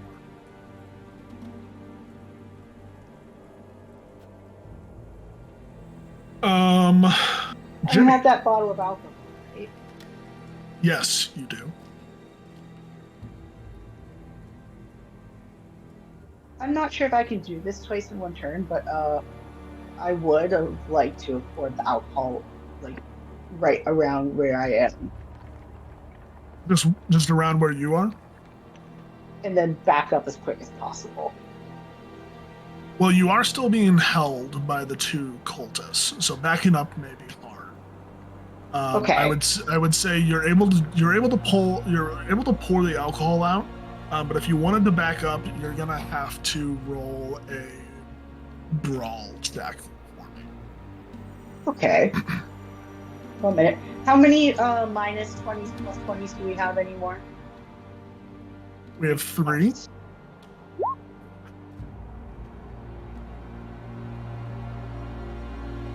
I'm doing math. Minus 20 is... So minus 20 would be 39, but I'm only gonna let you use one of those per roll. I know. I mean, spend luck. That'd be 14 points of luck. After Yes, 14 points of luck. Yay! I'll do that. Wait a minute. That's not what I wanted to do. That's edit. I need to be it. What's 61 minus 14? I'm very bad at this. That's why I'm an English major. 47. 47. Thank you. Nope. Got it.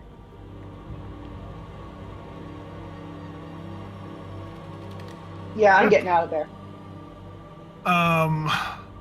1 second.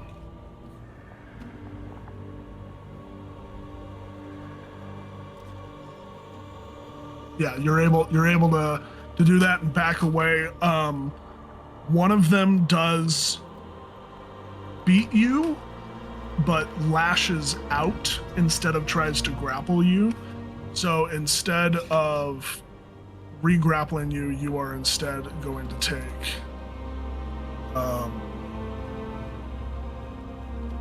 let's see, 6 damage. Oh, Jesus. As a spined tentacle comes flying out from this torso and just slices through your shoulder. Ow.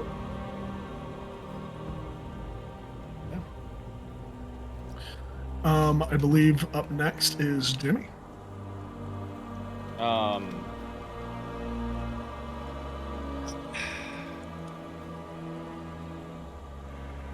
I mean, one is literally almost gone mentally.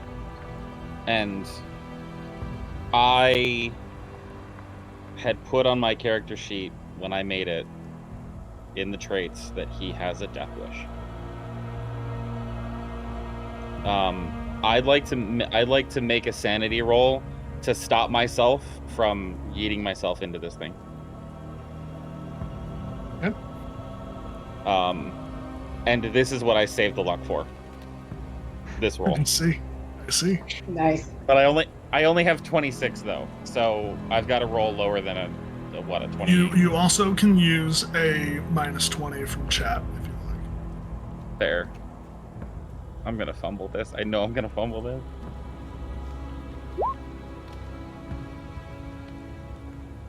That's not too far off. That's not too far off. If I use the -20 and I use 14?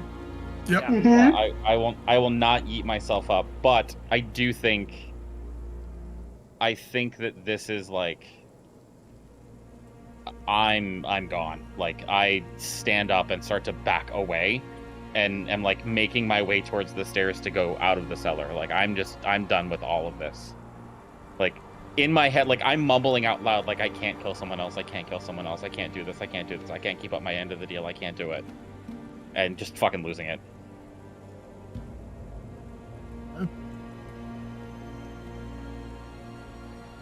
Billy. I'm gonna shoot my flare gun at this son of a bitch. Okay. And there's alcohol around the base of it. Excellent. Then I'll aim low. Go ahead and give me a firearms check. I totally have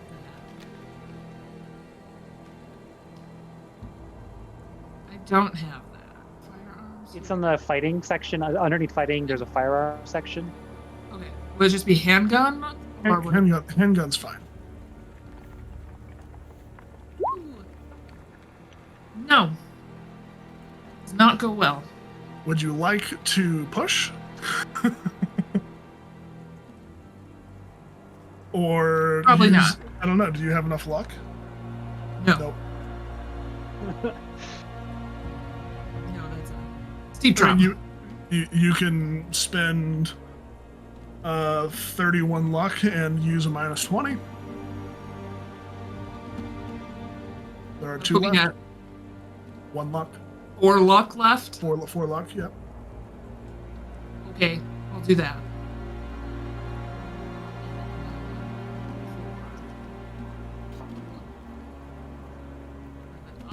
Okay. Yeah, I do that to succeed. I'm aiming for the flammable bits. Okay. You shoot the flare gun and it fires straight towards the kind of mass of writhing flesh and tentacles that has been doused by the alcohol, and it hits and ignites immediately. And this dry, brittle flesh is like quick tender. It is a light and a flash. And I'm just gonna go ahead and roll to see how much damage it does. Quite a bit.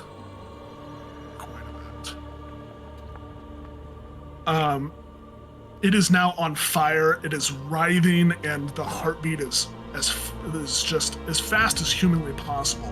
Like you can imagine maybe 220 beats per minute, just thrumming in your ear, and you can see the rest of the cultists beginning to sway and kind of shriek, and they've stopped their chanting, and they all look at you, Millie, and they begin to come for you.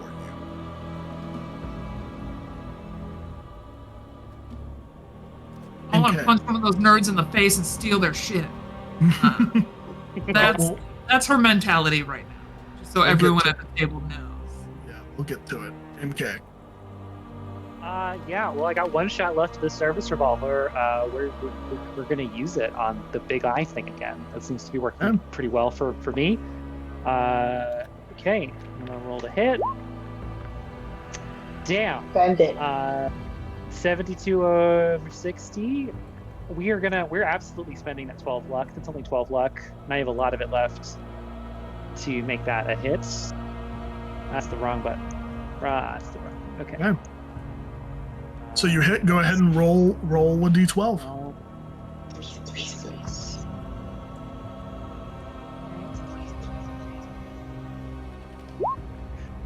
four. 4. That could have gone better. It blows a chunk out of the upper eye stalk of this creature, but it writhes and it tenses, but it's still going.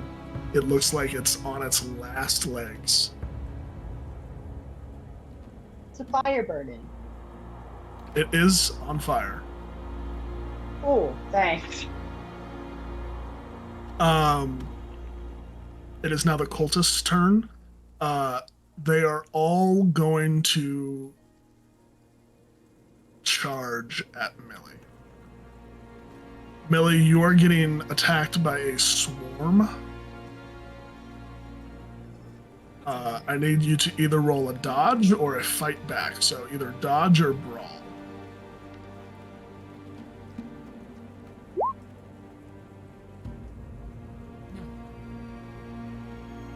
You I can don't have any push. luck. You can push this if you'd like. Okay. What happens if I fail a push? It's way worse. And you Fuck can't around, spend luck find on a out. push. Hey! 7. Over. Let's go! Wow, Let's I'm go! amazing. So what is that? Is that an extreme success then? I think so. Yes. Yeah. Yeah, because it's less than a quarter of the Yeah. number. It's not good. I'm out here flexing, Better. trying to steal their shit. And It's only the get away. mortician, more like Millie the ninja. Yes.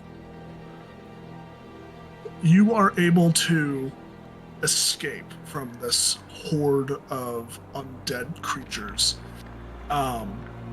Dodge and weave out of their way, and you're able to put distance between you and them, and they don't even get a scratch on you. Then they turn and look at MK. And they begin to shamble towards her. Top of the round, we have the eye. The eye is going to take some burning damage. So let's see.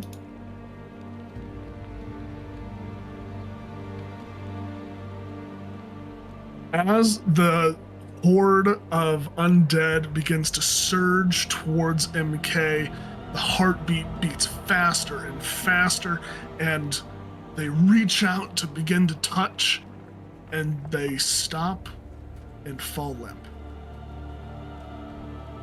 The eye blinks, looks around, and stares directly at you, MK. And you can, if it had facial muscles to express anger, it would. But all it does is you can see the floating specks of dead skin begin to compress and be sucked into this black void in the center, and it just sucks into itself, extinguishing the fire, pulling in the dead corpses, and you can start to feel yourselves be pulled in as well, so you stay at your own peril. But this entity is now causing a vacuum to just pull in everything around it. I'm running. So MK, now run. we have Yeah. I need everyone to roll. Is there like a run check? I Or think just it's just dexterity? Just dex, yeah. Yeah, let's go ahead and everyone roll a dexterity check. Even me, I started going upstairs before this happened. I'm fine to do it. I'm just asking. Yeah, how far do you think you would have gotten? I mean, it's like 30-ish I don't know what the moving convention is for. I think. Saint, Here it let's is. have you roll. Let's have you roll one, and then everyone else roll a second one, please. Hard success for mine. MK, you don't have to roll a second one, but Millie and Pith, go ahead and roll. Even if mine was also an extreme success, but my thing is just broken. Yes. No, you are fine. You are fine.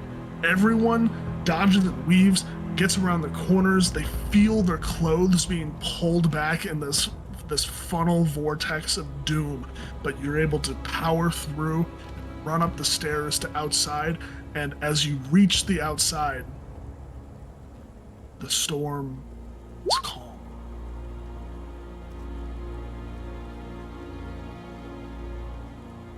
Hear the heartbeat flatline. You turn and look, and you see the fire that's at the top of the lighthouse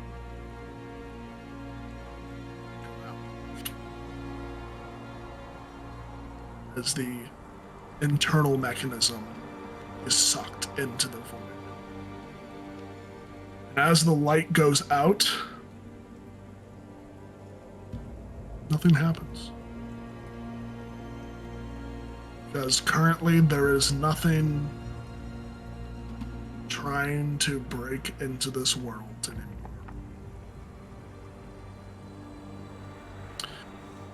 And for now,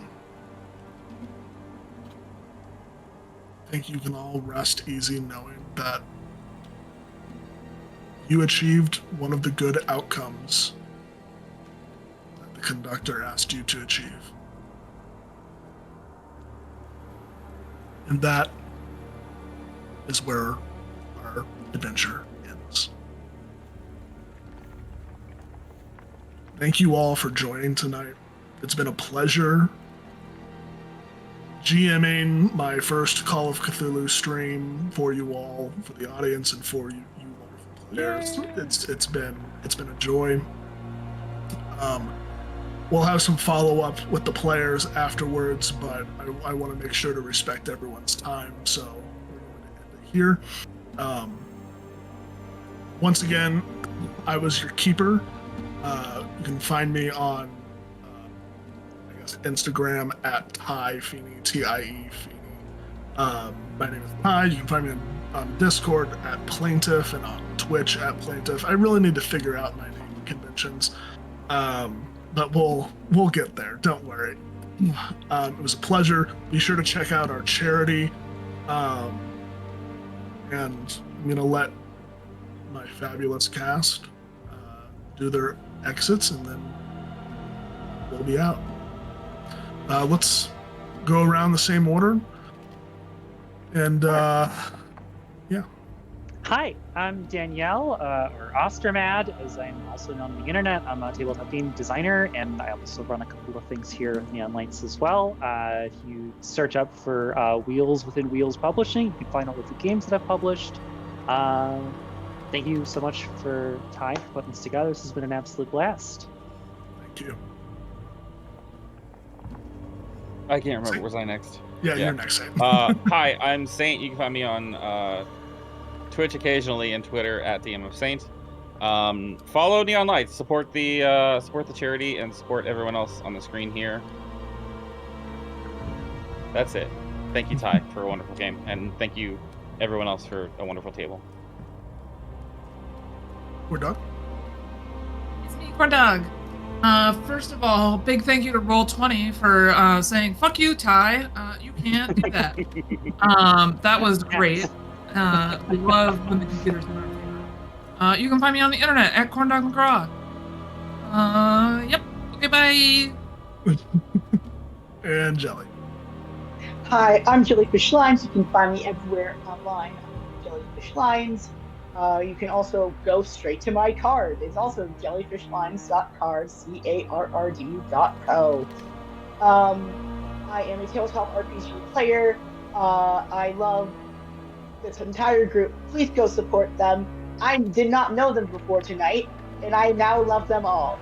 Please. Mwah. Thank you all for joining. I think we might do a raid here pretty soon. Just confirming with our stream manager. But while we wait for that, let's actually let's do a little bit of what's it called? Wrap up. I just wanted to give you a couple of scenarios real quick where things might have ended poorly. Saint going into the mental ward would have caused him to begin reading and reciting the words, which would have been real bad real quick. Any sort of actual completion of the symbols would have expedited the process. It wouldn't have been an instant like game over, but it would have been this is happening much faster. Putting out the lighthouse while the ritual was taking place would have been an instant game over, pretty much. So close. This one shot was actually inspired by a spell that I found in the GM's guide, which was a ritual spell to call forth Yog-Sothoth. I had come up with the base idea of what this game was going to be. Then I found the spell, and the material components for the spell were literally to a T what I had already written. And so I was like, oh, I guess that's perfect. The only change was I was going to make it Cthulhu instead of Yog-Sothoth. But honestly, the dreaming aspect of the game fit very much better with Yog-Sothoth, so I was happy about that. They all exist in the Arkham universe. I'm sorry? They all exist in like the Arkham horror Cthulhu mythos. Yeah. It's such a cool system, and I'm excited to GM more of it because it's just good. There's problematic aspects, but just the system in general is fantastic. Last thing I wanted to point out, Saint gave me a lot of ammunition for this game for his own character, and based his character around a very profound song. And I based all of his sanity breaks around points in that song, and the ultimate reveal was going to be that his character was the character in that song, and stuff like that. So unfortunately, he succeeded too much on his sanity rolls. I tried. He got to 1 sanity, which is great. But we'll do it next time. Maybe I'll try my hand at Delta Green, and then we can really. Oh my god, I haven't survived the Delta Green yet. I know. Me neither. I did a call out to our Delta Green session together. I was surprised you didn't notice it. I didn't. When I said to Millie, I was like, "Hey, listen, the weird shit's about to happen." Oh yeah. Listen, I was like. You were knee deep in everything. I was knee deep in everything the entire game. But okay, we are ready to go to our raid. Once again, audience, thank you so much for joining. Stick around for the rest of Neon Fright Nights.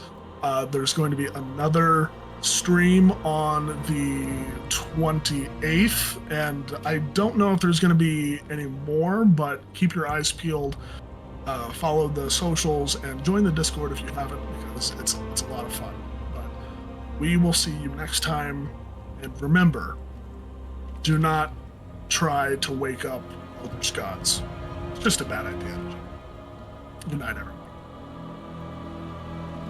No. Not even a little. Not even a little bit. No, not at all.